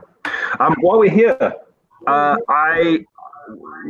in October, I'm going to keep about 4 or 5 days up my sleeve to go on a bit of a whiskey trail adventure. Awesome. And I figured you guys would be a great set of people to give me advice on who I absolutely need to see. Oh yeah. Well, what are the days that you're going to be available? I've yet to book tickets actually, but I'm thinking what I'll do is do it right after the Bastards Ball. Like keep time open then, so I can get that out of the way, have some fun, and then go to work afterwards. Sort of. Sure. As much work as going to like 10 distilleries is. Hey man, I'm totally available the Monday after the Bastards Ball, so we can totally like do something together, like near Austin. Yeah. So what I'm thinking, so the Bastards Ball's 2:00 on the Saturday, eh? Yeah. Mm-hmm. So I'm planning. The plan at the moment is to get there on Thursday night to have all of Friday available to like cool. collaborate with people. Yeah, and then the same on Sunday. So the Saturday and the Sunday will be like the collaboration days with whoever's around and all the other YouTubers and stuff that are in town. For sure. And then I think Monday's going to be catching up with a couple of the home distiller sort of other content creators. Mm-hmm. And then probably the Tuesday through the Saturday will be distillery tour. I mean, who knows, right? But I'd be super keen to like get together with any of you guys. Yeah, absolutely, man. Of course. We'll all be there Saturday, so for sure. Yeah, we'll be there Friday. And the Friday, the Friday we'll all be together. So. Mm-hmm. Oh, sweet. Okay. Oh, maybe I can sort of. Are you guys like? What are you guys doing? Are you all getting somewhere to stay together, or Drinking heavily, mostly. Well, there's that.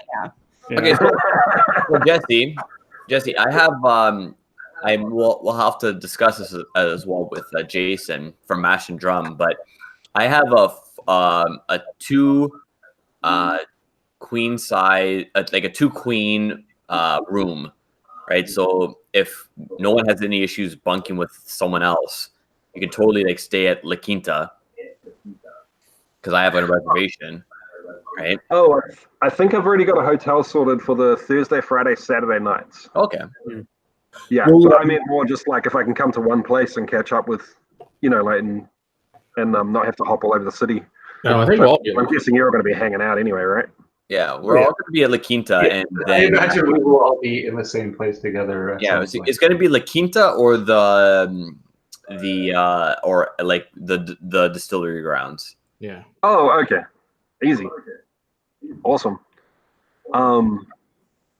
Yeah, so I don't know, man. I'd be keen to throw some ideas around with you guys on what we could do together, and then yeah, it'd be fun to make that happen. Yeah, It's not very often we're going to get the chance to all be together, right? absolutely. True. Yeah, there's like 20 channels that are not going to be down there together. It's going to be wild. Yeah. It's really dope, man. Yeah. So I say it's not going to be that often, but I get the feeling it might be every year.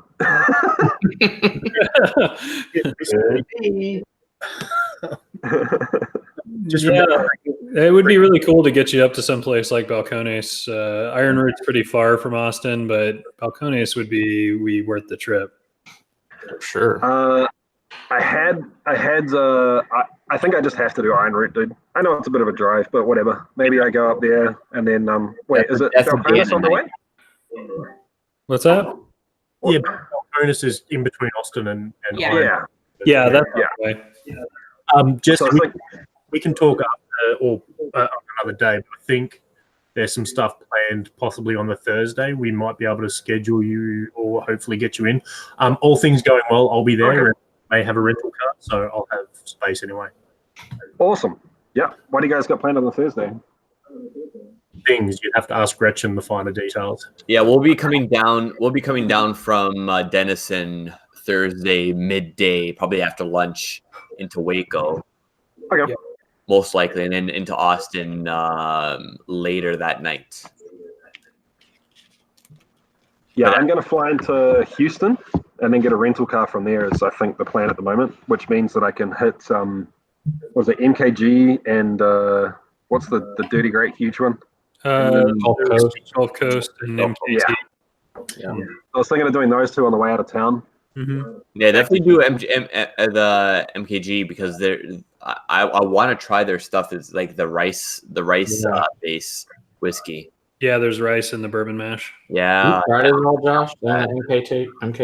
No, they don't distribute here, and I did actually see it at Wizard Academy the other day, but I didn't grab a pour of it. I just didn't make it over to that bottle, but I haven't had it yet. But my sister lives out really, really close to there, so I need to go give them a try. Yeah, I want to try that one. This sounds interesting. Yeah. Yeah. I was talking to Spencer about it, and he's saying they're like literally the smallest distiller in the state with a 50-gallon still. Yep. But they're collaborating with Gulf Coast. I was Yep. like, that's actually a pretty cool story, That's fun. Yeah, exactly. Yeah, so I was thinking them. I have to do Iron Root. I have to do Belconis. I was thinking about going and seeing Heather Green at a Mead. what is it? Ben Milam or something. What's it called? Ben Milam, yeah. Yeah, I think that could be cool. Yeah. Andalusia too, dude, because you totally sold me on them with that the smoked. Yeah, the striker. Oh, yeah, dude. Yeah. I've been craving that stuff. Yeah, no, and that's a great thing because they're Andalusia, Ben Milam, and Real Spirits are within like a half mile of one another. How far are they from? They're like 20 minutes away from the academy, right? Like a little bit further than that, but yeah, it's not far from Wizard Academy, really. Yeah, I want to go there really bad. And then if you invest a little bit more time, you can go to Garrison Brothers too. Okay. Yeah. Worth it doing that? Absolutely. Yeah. Yeah, I had a feeling you'd say that. Am I too predictable? Is that? Yes. Yeah, you're a man who knows what you like, dude. If you're going to spend a week in Texas, don't you need to get the whiskey sweats at least twice and the meat sweats twice as well? Yep. That's kind of how we cycle. You drink.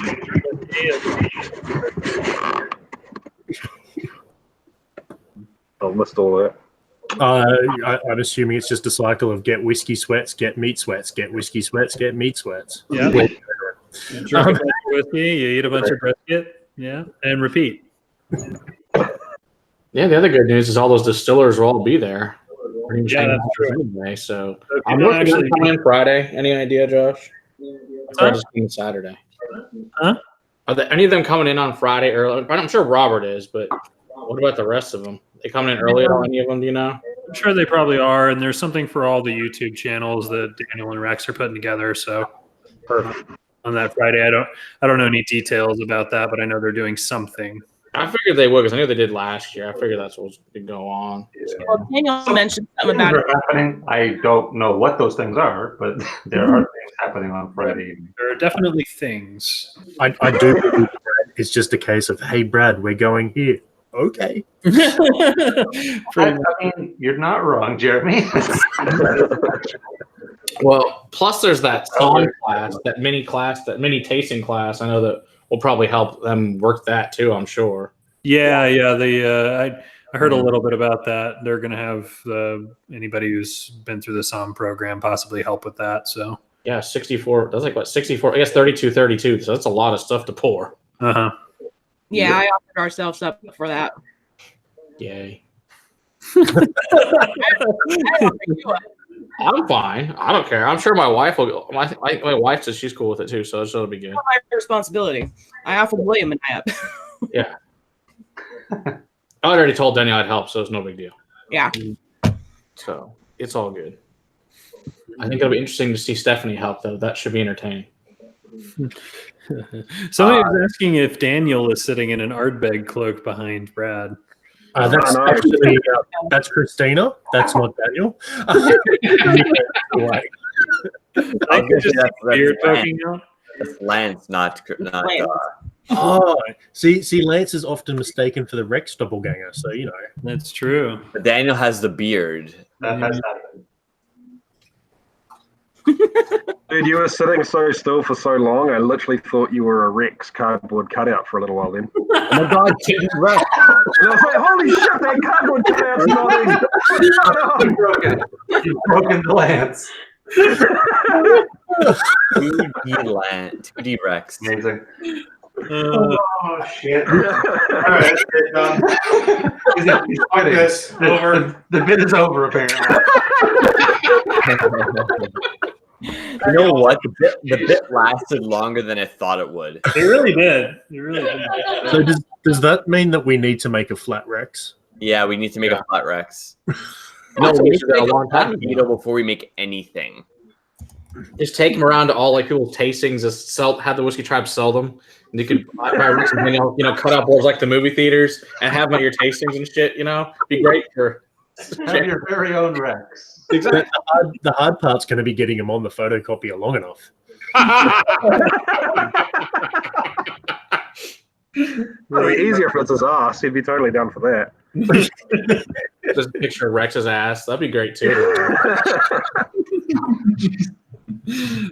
Wow.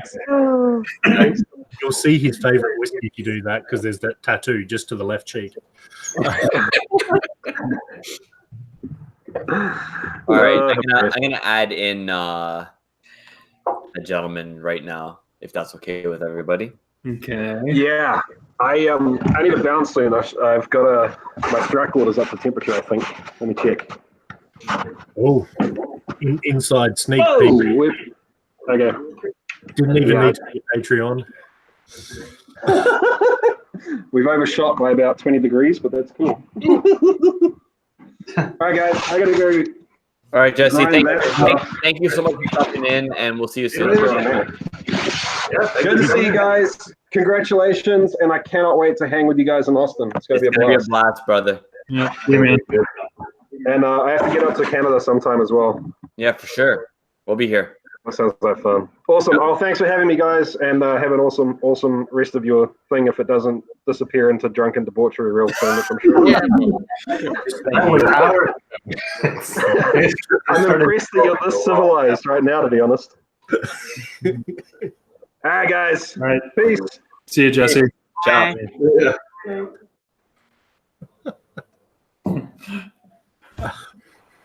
That guy, he's the best. He's good. He really is. Yeah, he's a good dude. He's good people. All right.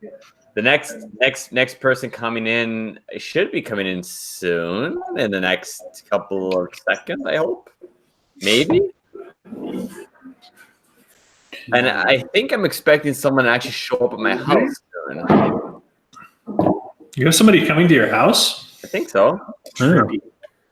Oh, I see. Well, the only person near me. Yeah. That literally I see Brad more than him. Somehow. But yeah, no, fuck. That's cool. Oh, I'm swearing. I'm sorry, guys. How dare you? Just call yourself now. How dare you, sir? I'm sorry. Swearing on our innocent stream. What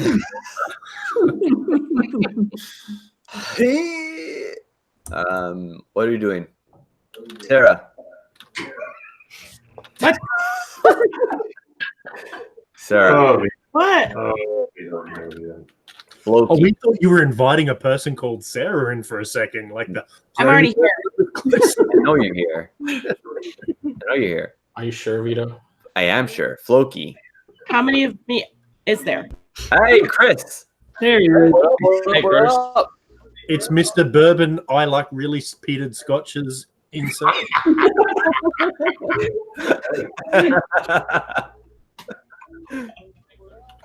How's everyone doing? Pretty good, man. How are you? Yes, I am. I'm all about Pete now. That's what I've turned into. It's all Pete all day. It's right Ardbeg, right behind you. And you know what? The Ardbeg cult is here to support you in such an act. They are.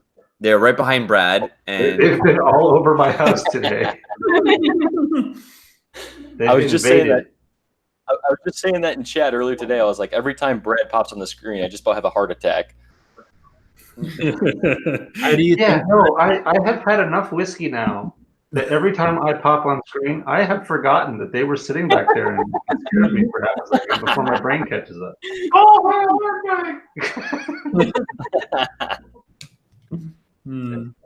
How are you guys all feeling? oh, you know, I'm feeling pretty good. Hey, man, I've been pacing myself appropriately. Man, this White Walker is so good. That's not a good sign. That's a very bad. So here's the great thing about Vito being this drunk. In Vito's brain, he's gone, I'm just going to pour this really tasty scotch while I drink the White Walker. So he's basically been matching whatever in White Walker with something tasty because that's how you get drunk quick. Hey, Vito thinks he's off to the Night King at this point, so you know he's got that going. Night King. It is. They're getting closer now. What's going on? I almost feel like we should end the stream right now and reconvene at a Cast Strength After Dark themed episode. Uh-oh. I don't know if you guys will have the energy, honestly. That's dangerous. It is dangerous, but dangerous is my middle name. It's not Vito. I thought it was Pixie. No, it was taken away from me. No, that was revoked. So I that was is stripped no of the Whiskey Pixie title. Reconvening in an After Dark episode is probably a good idea for those who want to join whatever this is becoming. Brad, because I know you're at your limit. Can you set it up and I'll log in and start to stream? I could do that. Yes, you can do that. Okay, cool. Teamwork makes the dream work. I like how this has just been coordinated amongst the two most drunk people on our channel. It'll be perfect, Josh. I don't know what you're talking Josh, about. we've been able to do what we've done up until now with I don't know how we've been able to do it. Oh, it's gone so much better than I anticipated. Yeah, I know. I've been literally fending off a cult invasion of my house this entire stream. Brad, don't worry too much, but they're not currently behind you, which means they're either above you or in front of you. Or below him. Oh, I'm sure it's fine. So we're not gonna stop this. We're gonna end this stream and continue a new stream. Vito streams I'm a West Pixie. I'm a West Pixie! as I drink some white water. It's devolving very quickly around here, so yeah. Good time. Set this one off, I think, and start in on Cast Strength After Dark, whatever that becomes. Is up to you. Is the link ready? It will be ready momentarily. Okay, so as soon as it's ready, I will open up and extend the link to everyone currently on the stream. And we have one more guest to invite in at some point, right? Yes, we do. They are just waiting for the new link. Cool. Instead of like bringing them in for like 2 minutes and then really. Yeah, on the new one. Yeah, I thought there was 1, 2, 3, possibly 4 more people that you yet to come in. Just looking at the schedule. Ooh. Possibly 4. 4. 3. One might be coming to Vito's house. One may be coming to my place. Oh, okay. The other channel is on hold right now. Oh, I see what you're talking about. I get you. Yeah. See, I'm on the ball. I get you. All right. You just woke up and you haven't been drinking, so dude, I was on radio last night and then I went to the bar afterwards. I mean, I wasn't exactly the most sensible person.